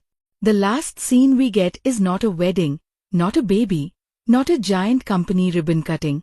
It's Lin Feng and Xive at that same seaside villa where they met as kids, now renovated as a small community center, an art space jointly funded by what's left of his money and some grant. Kids are flying kites, there's paint on the walls, someone's playing off-key guitar in a corner. They're not alone, that's important. Mei Lan is there. Su Minghao is there with some scruffy found family interns, a few of the townspeople from the lawsuit arc wander in and out. It's not a private fairy tale. It's a shared one. Xive is hanging one of her new pieces on the wall, a blend of sketch and photograph of the river, now healing but still scarred. Lin Feng is helping some kid untangle a kite string. The kid complains, it's too hard, and he laughs and says, then we do it slowly. The camera lingers on that, obviously calling back that childhood line about walking slower so you remember. Then, in a mirror of the very first childhood flashback, Xive brings over 2 ice creams from a cooler, both already starting to melt in the sun. She holds one out to him, grinning, hurry up before it turns into soup. He takes it, looks at the drips, and says, it's still sweet, echoing exactly what she said as a kid without even realizing he's quoting her. She catches it, though. There's this tiny pause, this awareness passing between them that their timelines, their memories, their choices have all braided into this one ordinary, messy, beautiful present. No magical sparkles, no voiceover, just them, caramel dripping on their hands, sun too bright, wind too strong, kids yelling in the back. The very final frame is not on their faces, it's on the kite in the sky. It stutters, dips dangerously close to crashing, then catches an updraft and steadies. You could write an essay on that one shot alone about control versus letting go versus trusting the wind. Or you could just let it hit your gut and go, okay, they're going to be okay, not perfect, but okay. Which, honestly, is all I wanted for them after watching them drown for 30 episodes. I want to get more into how this drama stacks up against other second-gen series and why certain choices made it feel a bit more grown than the usual rebirth revenge formula, plus who I think this will and absolutely will not work for as an audience. And I also need to actually answer the big question. Did I, as a drama-obsessed human with way too many reincarnation plots under my belt, feel like the emotional payoff matched the build-up? So let me dig into those comparisons, expectations, and my personal reaction roller coaster before I wrap this up properly. Alright, lean in, because this one starts like a quiet punch to the ribs and then just keeps twisting. Today we are diving into Tak Lagi Jadi Nona Yang Salah, a 2026 melodrama with reincarnation, revenge, and the kind of second-chance romance that makes you argue with your own reflection at 3 a.m. You're watching Story Frame Recaps. I'm so glad you're here. And if you live for character-driven chaos with pretty lighting and messier hearts, slide that subscribe in while you're here. No pressure. It just means I'll find you when the next heartbreak binge drops. Okay, let's talk about Su Lin Feng, let's talk about Lin Xive, and let's talk about how this show sold me a fantasy about rewriting fate and then asked me if I'd actually be brave enough to change anything. We open with a businessman who's already a ghost of himself.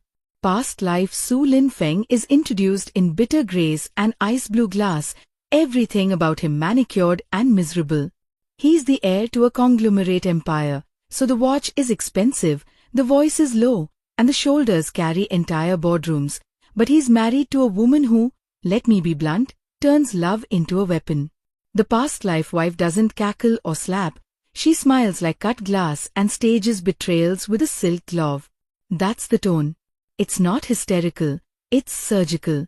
And the first episode basically euthanizes him. His downfall is clean, elegant, and heartbreaking. The show lets him crawl through betrayal with a kind of slow horror usually saved for prestige thrillers. By the time the credits roll, I had that nasty feeling in my chest, like I'd swallowed my own pride and couldn't cough it out.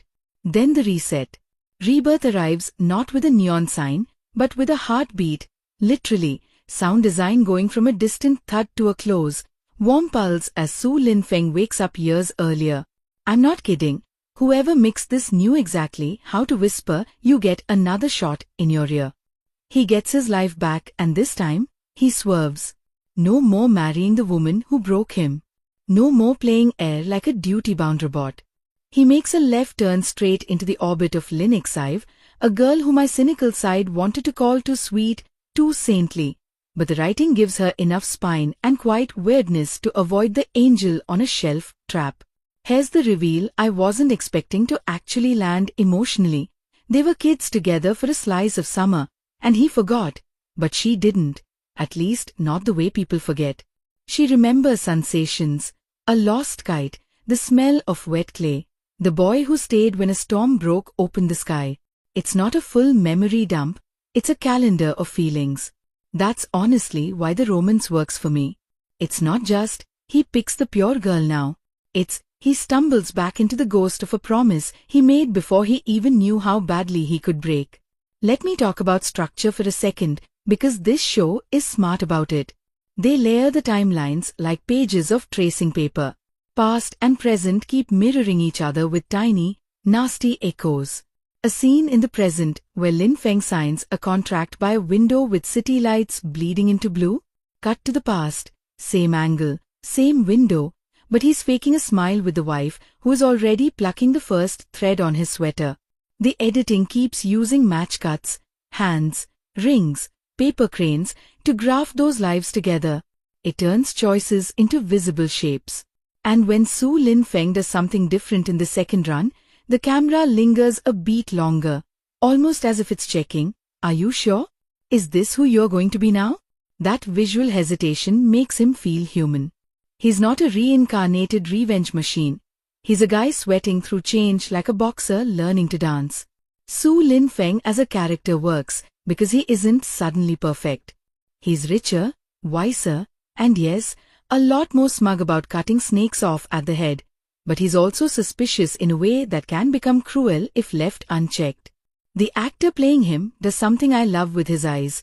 He can look tender and predatory in the same breath, and it makes every love scene a tiny negotiation.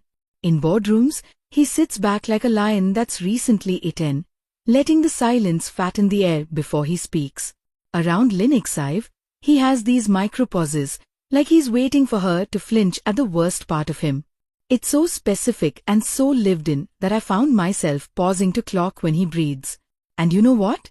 That's when you know an actor's cooking. When you can hear the inhale in your own chest.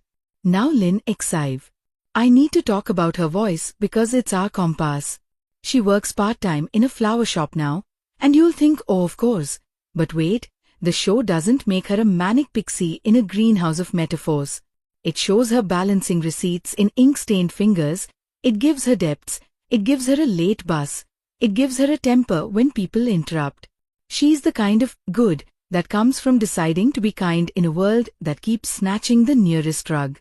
When she starts recognizing strains of the past, the odd alignment of a street vendor's bell, a jar of marbles, his childhood scar, she doesn't swoon. She interrogates her own sense of déjà vu like a scientist with a heart. There's my girl. And when the chemistry starts brewing, it's not frantic, it's gravitational. Their first almost confession scene in the conservatory? The way the camera circles them past a slow-dripping fountain and caught the reflection of her face inside his watch crystal, I might have actually gasped. And I don't gasp. I snark. Let's address the past life wife because this is where the show stumbles toward brilliance. In lazy writing, she'd be a cartoon cobra. Here, she's maddeningly real. Cool, cultured, flinty. I can already hear the comments saying, I hate her, but I get her. She grew up learning to survive by precision. Her father ran scams dressed as etiquette. Love, to her, is leverage dressed as trust. The actress delivers lines like poisoned honey, and I caught at least 3 moments where the mask cracked at the edges. In the present timeline, when Lin Feng avoids her like she's a lit fuse, she starts spinning. Watching her push against fate's new architecture, You know how satisfying that is? It's like seeing someone try to run through glass they can't see. You get a perfect storm of pity and loathing, which is the sweet spot for a memorable antagonist. She becomes less evil X, and more, if you never got a second chance, how would you try to steal one? I loved that the show let her be dangerous without letting her be the only danger. The supporting cast is a garden of tiny knives. There's Lin Feng's best friend / CFO, the kind that makes gallows humor sound like therapy. He functions as the voice of reason with spreadsheets, and there's a scene where he's half-drunk at karaoke, mumbling about how second chances are just new ways to lie to yourself, and I wanted to scratch that into a notebook. Then you've got Lin Feng's father, an old-school titan who confuses love with control. Every conversation between them is strategy disguised as family, and the blocking has them in parallel lines, never intersecting, until that episode where they finally break their geometry and stand face-to-face in the rain. Yes, it's a drama cliché. No, I don't care. The way the lighting cut across the father's cheekbones like prison bars? May. Lin Xive's world is quieter, but arguably richer. Her grandmother is a retired literature teacher who folds grocery lists into paper cranes and stores them in a jar. And when Xive asks why, she says, "So I can look back at what I thought I needed and what I actually lived without." That line hooked into my ribcage. Xive's best friend runs a tiny night market stall, smuggling in levity with hot broth and honest glares. We also get a second male lead, the gentle paramedic, who was there during Xive's childhood accident. And if you're rolling your eyes at a love triangle, same, but this one isn't a plot tax. He's not an obstacle, he's a lesson. He stands as a version of love that's safe and seen, the kind that never asks you to leap across timelines. You'll root for him in individual moments. There's a bandage scene that made my chest incandescent. And you'll also understand why Xive's gravity tilts elsewhere. That bittersweet clarity is how you avoid wrecking your second lead with lazy writing. Pacing-wise, the first 4 episodes set the board with restraint. No hyperactive flashback montages, no whiplash. The show trusts that we can smell patterns. Around episodes 5 through 8, it starts threading in the business intrigue, hostile takeovers, shell companies, a leaked tender that smells like old betrayal wearing new cologne. And you see how the past keeps trying to photocopy itself. The difference is Lin Feng keeps jamming the machine. He sidesteps baits he once swallowed whole. He invests in a startup Xive cares about, not because he's buying her, but because he remembers what it felt like to have all his instincts dismissed. And this is where the show gets spicy. It asks whether his protection is actually control wearing softer clothes. Xive calls him out, gently at first, then with steel. "I don't need your umbrella. I need the weather report." Tell me that's not phenomenal writing. Let's talk dialogue, because I was ready to roll my eyes at sugar slogans. But the scriptwriter knows how to slice with clarity. The characters don't speak in aphorisms. They argue in metaphors that fit their lives. Boardroom lines land like chess moves. Street market banter actually sounds like people who count coins. My favorite exchange early on is when Lin Feng says, "If I had met you first," and Xive cuts him off, "You did." She says it with this little shrug that's somehow both forgiving and not letting him wriggle out of responsibility. The silence after is a character in itself. The show is really good at letting quips fall away into ache. Cinematography and color grading deserve their own standing ovation. The past gets framed in cool palettes with hard reflections. The present is warmer, but not syrupy. They do this clever thing with seasonal shifts too. Past life love scenes are in artificial spring, hotel peach blossoms, indoor gardens, while present-day tenderness lives in real weather. You can feel the damp of autumn on their coats, the grit of snow melting on a curb. There's a recurring visual of a red scarf threading through crowds, and the camera follows the cloth, not the faces, letting color be the memory you chase. I'm a sucker for that kind of visual motif. Even insert shots feel authored. Ink smeared on a receipt, the slow roll of a marble on linoleum floor. The director clearly has a thing for hands and doorways. People are constantly either reaching or refusing, and doors are either ajar or sealed like vaults. And yes, I ate that symbolism like candy. The score is intimate, thank heavens. No overwrought violence drilling you into submission. Piano keys like raindrops, a wooden flute that creeps in whenever childhood memories drift into frame, and this subtly hopeful theme that plays when Lin Feng rewrites a choice. I'll be honest, I cried at a scene that wouldn't have landed as hard without that tiny music swell. They find the old tree where they once hid from the storm, grown and scarred, and the composer tucks in a heartbeat of the main melody, but in a major key, like the past is finally exhaling. Sound design earns points too. The city hum is distinct by district. Corporate floors sound vacuum-sealed. Night markets breathe. Watch for the recurring sound cue of a bell on a bicycle, sometimes foreground, sometimes memory level, used like a breadcrumb trail through the episodes. Editing choices are bold in places.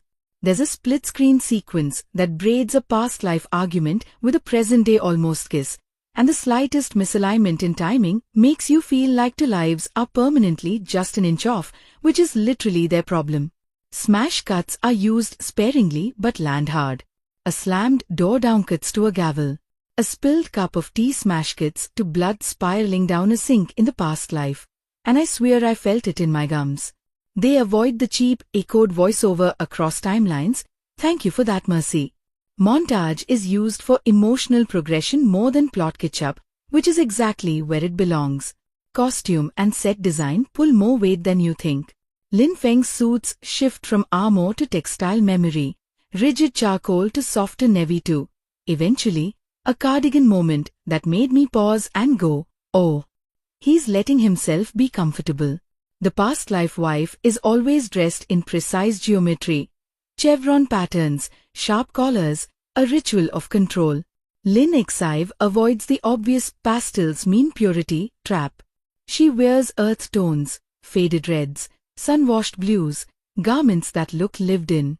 You can judge how safe she feels by the length of her sleeves, short when she's at ease, pulled down when she's guarding herself. Their homes mirror them too.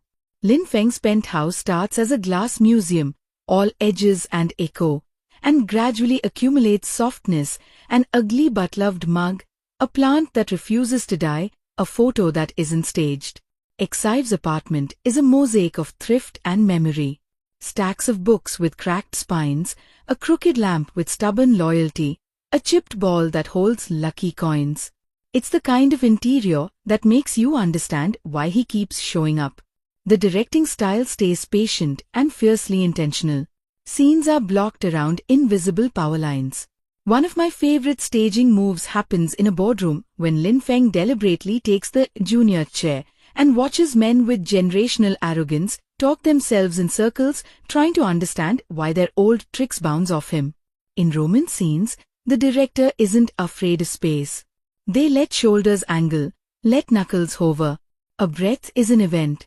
It's old-school restraint in a binge-hour climate, and I respect it.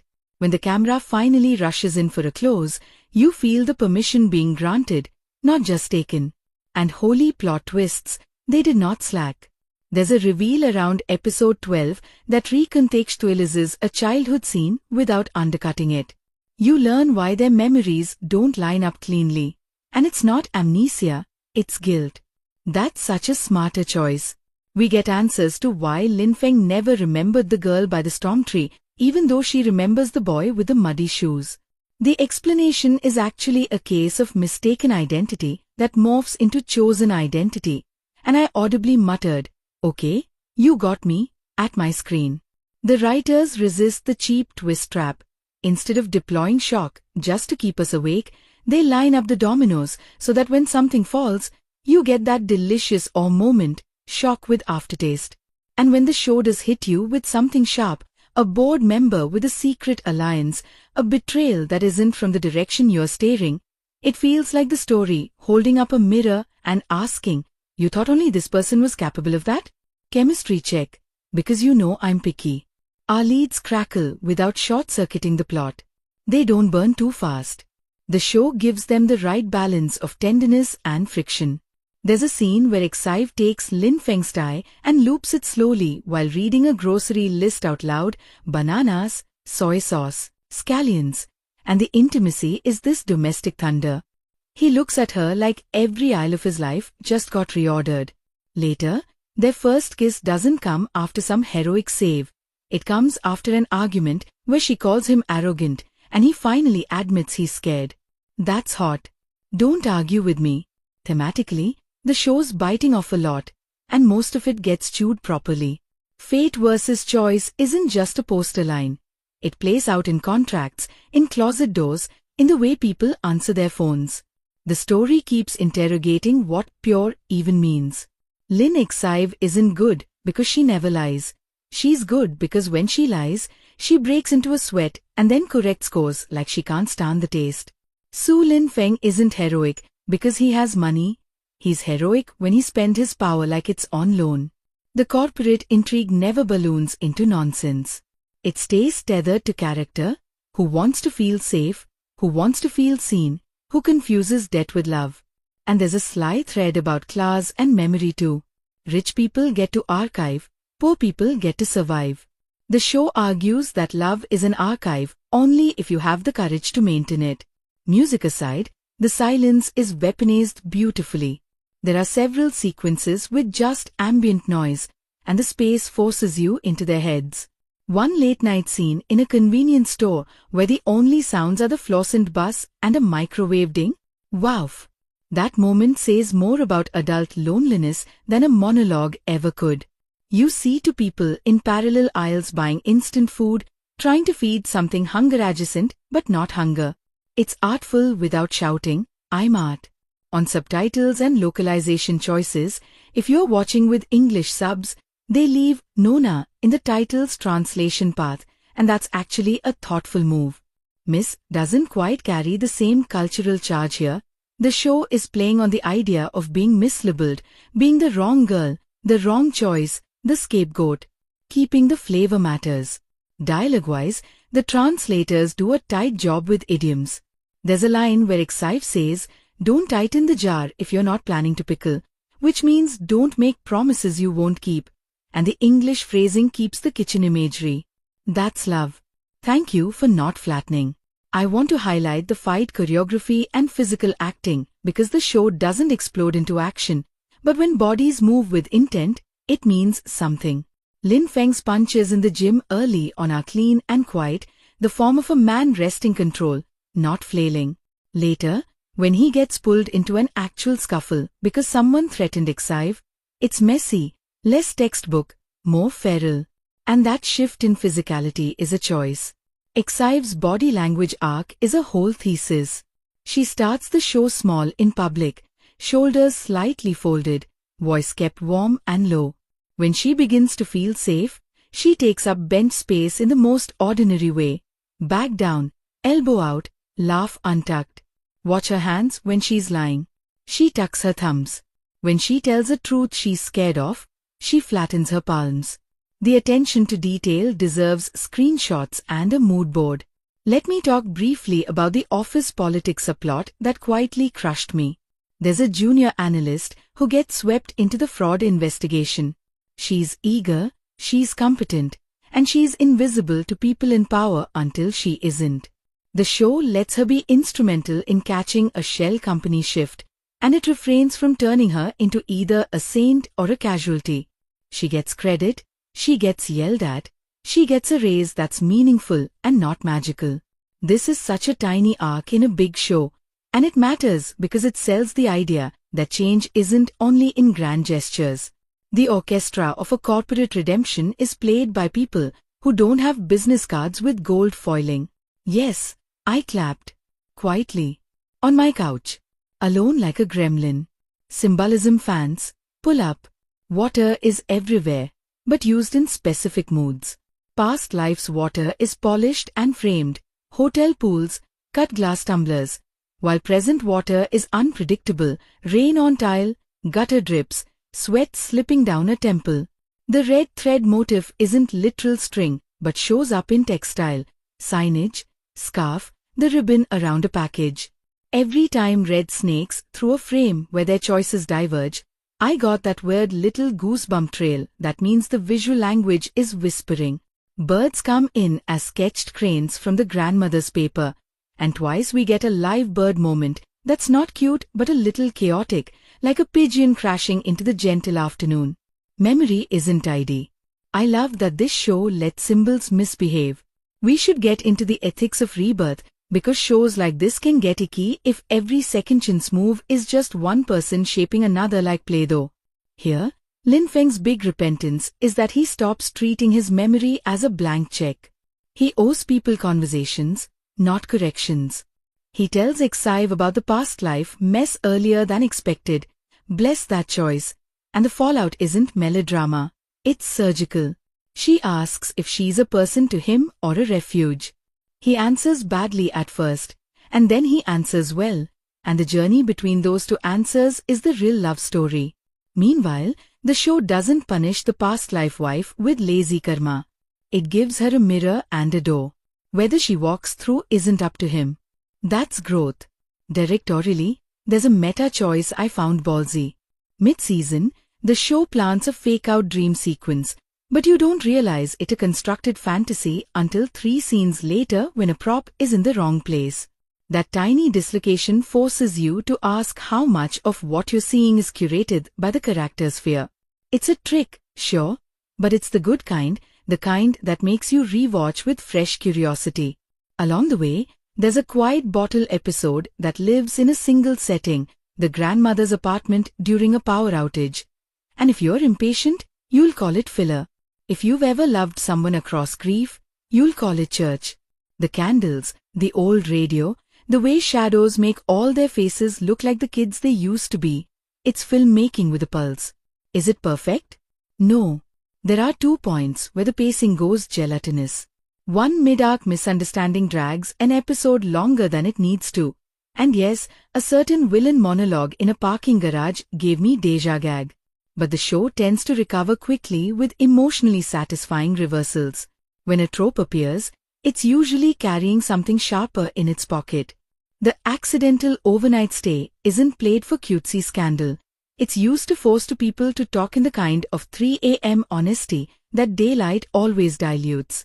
The public humiliation at a gala gets retooled into a microphone drop where the person you thought was the target flips the entire room using a truth everyone was too polite to say. That's the writing team flexing restraint and then releasing it like a rubber band.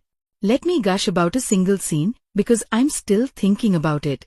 There's a sequence in which Lin Feng and Exive return to a derelict community center that once held their childhood summer art classes. The floor is dust, the windows are grimy, and they find a wall with their faint pencil heights marked side by side. He's taller than her now by the same 2 finger widths he was as a kid. The shot frames their backs, not their faces, and the music is silent. He reaches up and adds a new line over both their heads, then writes today's date. She looks at it and says, "Will we measure ourselves again?" And he says, "Only if we grow." I actually had to pause and pace my living room like a distraught auntie. That's not just cute. That's an entire thesis about choosing to be alive in the present rather than embalmed in nostalgia. Comparisons, because I know some of you are going to ask which bucket to put this in. On paper, it sits with your classic rebirth revenge romances, but it refuses the neon sign revenge beats. Instead, it keeps translating vengeance into better boundaries. It borrows the aching mood of slow-burn healing dramas and spices it with enough corporate chess to keep the stakes simmering. If you like romances where the kiss isn't fireworks, but the moment your lungs finally fill with air, you're in the right neighborhood. If you need breakneck twists every 10 minutes, you might tap your foot a little. But even then, the character work will sedate your impatience. Acting across the board rarely slips. The actor playing the father has one scene where he grieves out of focus behind a window, and it's such a generous choice to keep him at a distance. The show trusts us to recognize that men like him bleed off camera. The past life wife's actress is asked to cry without smearing her makeup, and she does it in a way that feels vain and vulnerable. The best friend nails punchlines, but his eyes always clock exits like someone who has cleaned up his friend's disasters before. The paramedic second lead brings a whole storm of kindness without a hint of performative sainthood, and in his final act turn, he chooses self-respect in a way that made me whisper, "Good for you," to an empty room. Performance chemistry is a juggling act, and the director keeps these balls in the air without letting anyone steal a scene just to score points. Cultural themes pop through in ways that don't alienate an international audience. Filial duty is a rope tugged from both ends. Appearances aren't vanity, they're moral currency in certain rooms. Gossip is a political tool, not just noise. And I appreciated the specificity in food culture. Meals are where forgiveness gets attempted. There's a dish that shows up twice, a bitter herbal soup the grandmother makes when someone's sick, and it evolves from punishment to comfort. Later, Lin Feng cooks it badly, and you can practically taste the apology. I swear if smell-o-vision ever becomes real, this show will be illegal. There are small visual Easter eggs that reward you. The wristwatch that fogs when Lin Feng lies. The potted plant that thrives in Xive's window and immediately droops under a cold office lamp. A recurring alley mural that keeps getting painted over and repainted, each version changing a single detail in a way that lines up with the plot beats. The production design team is basically leaving love letters for attentive viewers. It's generous television. I've got to touch on how the show handles forgiveness because that's the slippery one. Does everyone get a redemption? No. Thank goodness. Some people just get caught. Some people keep running.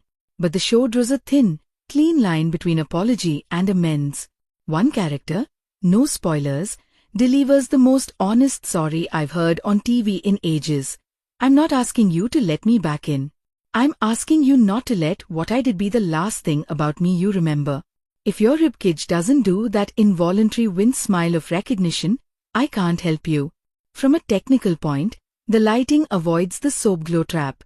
Night exteriors embrace sodium vapor, orange and blue LED conflict without turning the frame into a rave.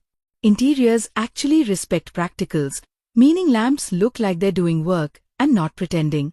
When romance needs polish, they give you bounce light glows off warm walls. When pain needs exposure, they go overhead and honest. Shadow use in the office scenes reads like a map of who is telling the whole truth. Whoever ran the gaffer team deserves a soft chair and a hard drink.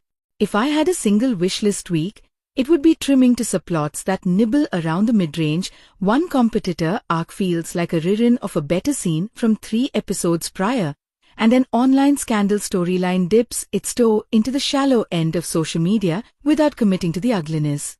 The show is most alive when it keeps the stakes inside rooms where people can smell each other's fear. The digital smearing never quite reaches the level of viciousness we've all seen screenshots of at 2 a.m., and maybe that's mercy, but it also reads a hair sanitized.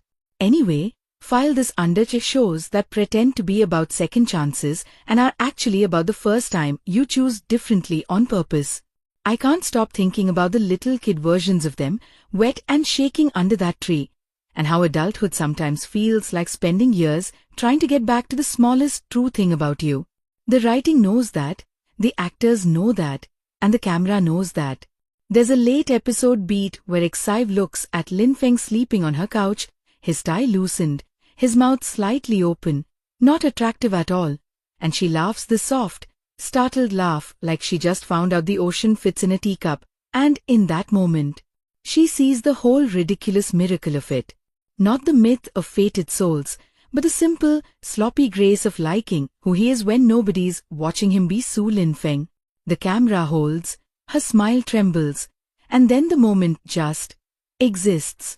No fireworks, no music punch, just a human heartbeat choosing to stay in a small room where someone drools a little in his sleep. That's when the show earns the romance. Not with grand gestures, with breath. From there the late season stretch raises the heat without frying the dish. The business plot doesn't blow up into cartoon villainy. It keeps skin in the game for everyone we actually care about. Our cool-headed CFO best friend finally stops being the sarcasm sprinkler and puts his neck on the line. ghosting an internal audit trail that points straight to a board member who has been laundering old grudges under new shell companies. It's not a sting operation. It's careful, painful house cleaning. Lin Feng doesn't go full warlord. He picks battles that align with who he wants to be now, which is somehow scarier for his enemies because there's nothing to predict in a man who refuses to repeat himself. You can feel the show asking you if maturity is just another word for strategy, or if it's courage with a better haircut. I bought it. I bought all of it. One of the boldest choices they made pays off right here. Because Lin Feng laid his reincarnation cards on the table earlier in the run, the final doesn't waste time on a last-minute truth bomb implosion. There's no, you lied to me for 20 episodes, meltdown. Instead, we watch two adults disagree, recalibrate, and then fight the same dragon side by side. It's strangely exhilarating to get a third-act couple who keep talking even when it's hard. When Exive looks him in the eye and says, "Your fear isn't a reason. It's a weather report," he finally laughs, not unkindly, but like a man recognized. The fear doesn't magically vanish. The choices just happen anyway. That's growth. Messy, sweaty, shoulder-aching growth. The past life wife gets her last dance, and I need to give the show credit for refusing to make her a peanutta. Her endgame is subtle. No screaming in a parking lot, no his tricks with mascara rivers.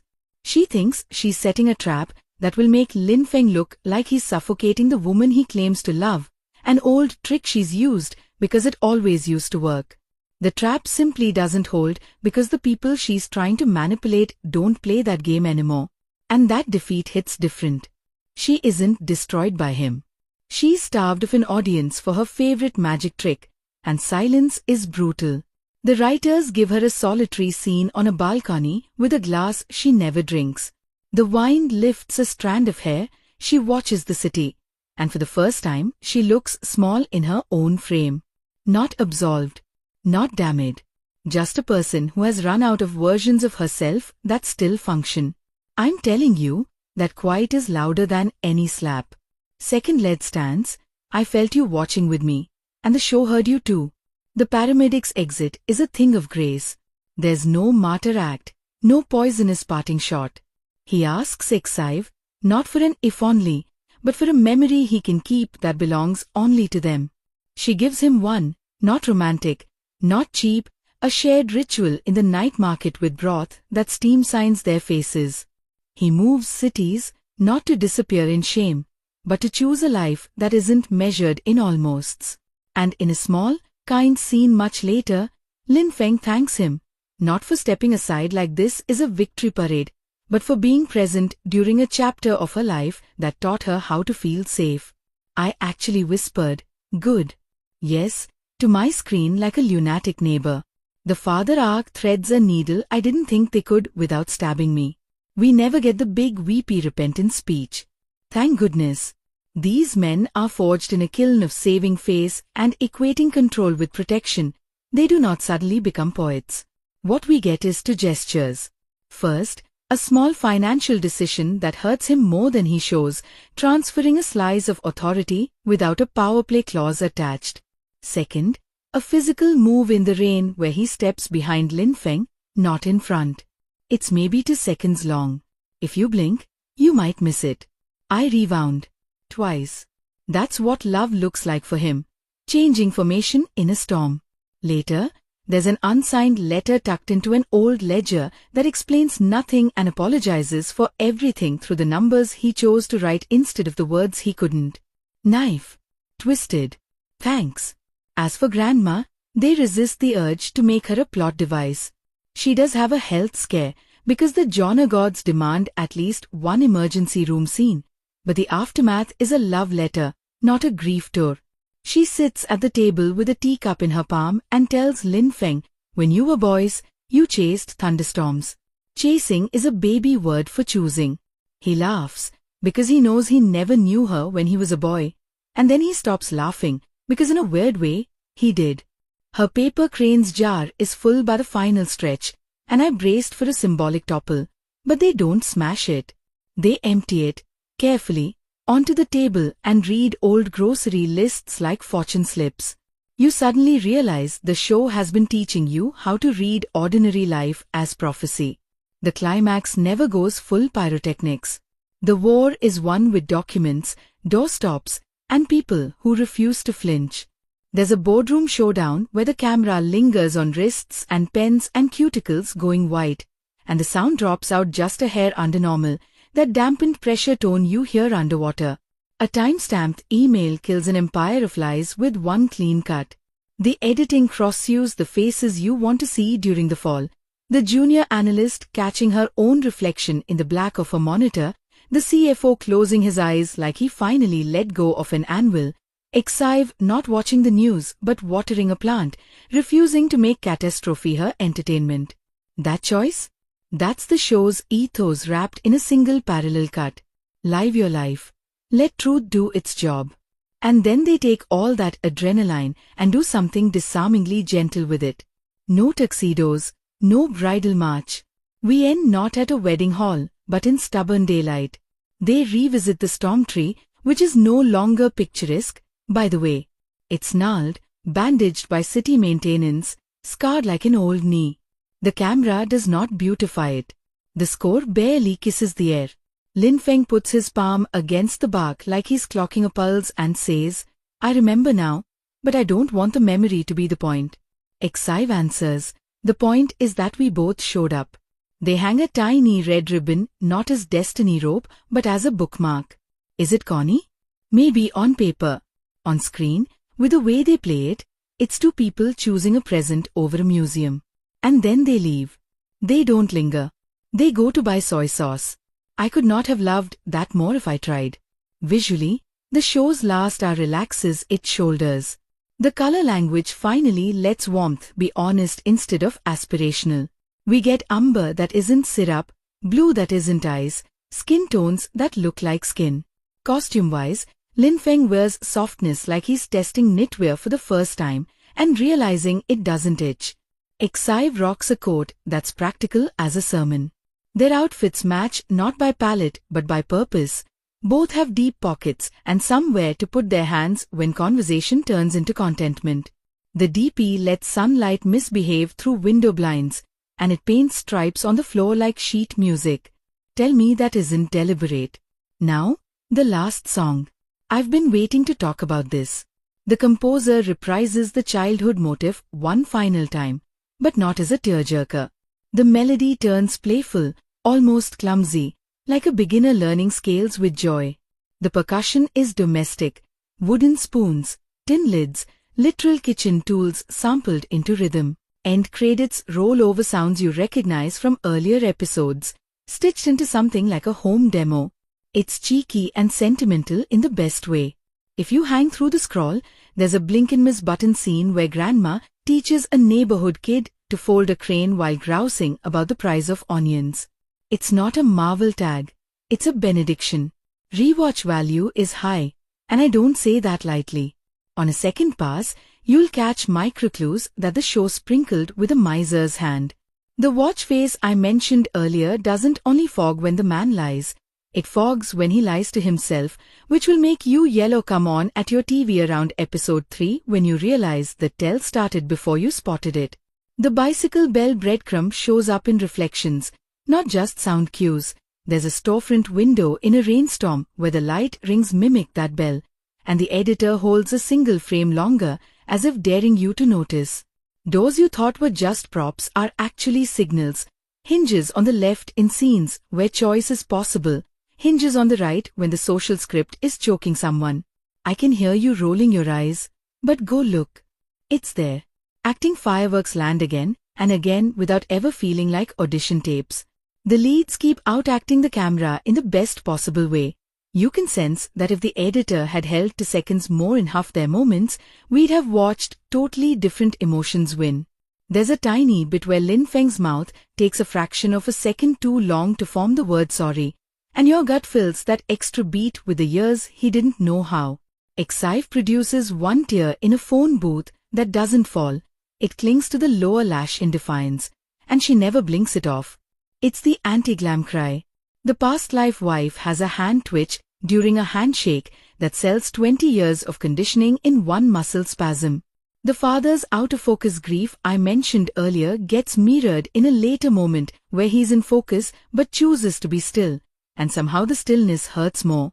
Television is a game of inches, and these people are athletes. The writer's room deserves applause for boundary work. We get an actual conversation about consent in a kitchen, mid-laugh, where they pause, name a line, and agree on the heat dial like adults. There's no pious after-school vibe to it. It's just good manners turning into good intimacy. Therapy gets a cameo through a colleague, and it isn't played as punchline or magic cure. It looks like a person wearing the same pants to 3 sessions in a row because that's their comfort uniform, and it looks like incremental courage. The show also has the decency to say the words financial abuse out loud when referring to what the past life wife engineered. That matters. Words make things real. Real things can be addressed. Not everything lands perfectly, and I'm not going to pretend otherwise. A late-season product placement scene in a home goods store tries too hard to be cute about an air fryer and turns into a minute-long hostage situation. There's also one social media subplot that skims the surface of cancel culture, threatens to say something spicy, and then backs off like a cat who touched a cold cucumber. I wanted one more bite. And a tertiary antagonist vanishes with a transferred overseas line that screams scheduling conflict. Mild grumble. But you'll be over it before the next scene ends because the core story doesn't wobble. If you're wondering about age gates or content flags before you drag your mom or your teenage cousin into a binge, here's the vibe check. Emotional manipulation in the past timeline is cold and precise rather than graphic. Physical violence is rare and quick.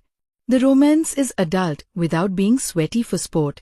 Corporate stakes are stressful if you've ever worked under a boss who thinks decency is a luxury, but the show keeps panic at bay with competence and actual humor. Grief is present, but no funerals are used as clickbait spectacle. If you made it through slow-burn dramas that reward attention spans, you're fine here. Weirdly specific craft shout-out before I land this plane. Props. The ugly mug that shows up in Lin Feng's penthouse, tan, squat, with an unfortunate brown ring, becomes a totem. Watch who uses it. Watch where it sits in the frame when he feels at home versus when he's performing. Whoever raided the thrift store for that thing, I salute you. Hair and makeup also play fair. You can see roots, you can clock humidity, you can tell when someone slept on a sofa. Bless realism. And location scouting found corners of the city that feel both lived in and slightly mythic without screaming look at our tourism bureau money. Alleys with stubborn weeds. Rooftops with cheap chairs. A park bench that looks like it would leave a splinter if you're not careful. Heaven. So where does Tak Lagi Jadi Nona Yang Salah sit in the 2026 pile? High. Very high. It's confident without swagger, sentimental without drowning you in syrup, and patient in a way that feels like the writers trusted us to pick up what they were putting down.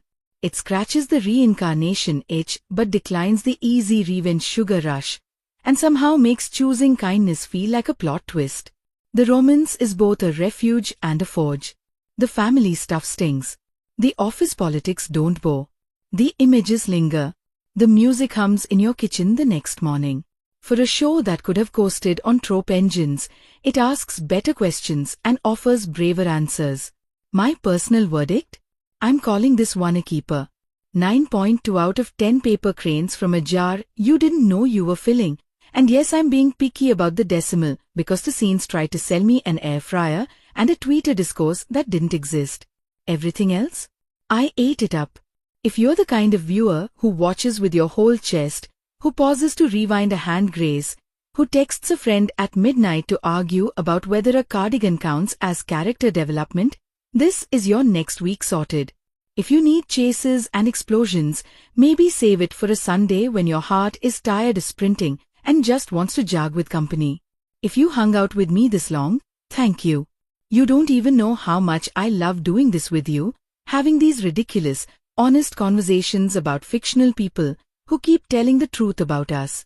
If you want more deep dive recaps that treat TV like the art and the mess that it is, You know where to find me.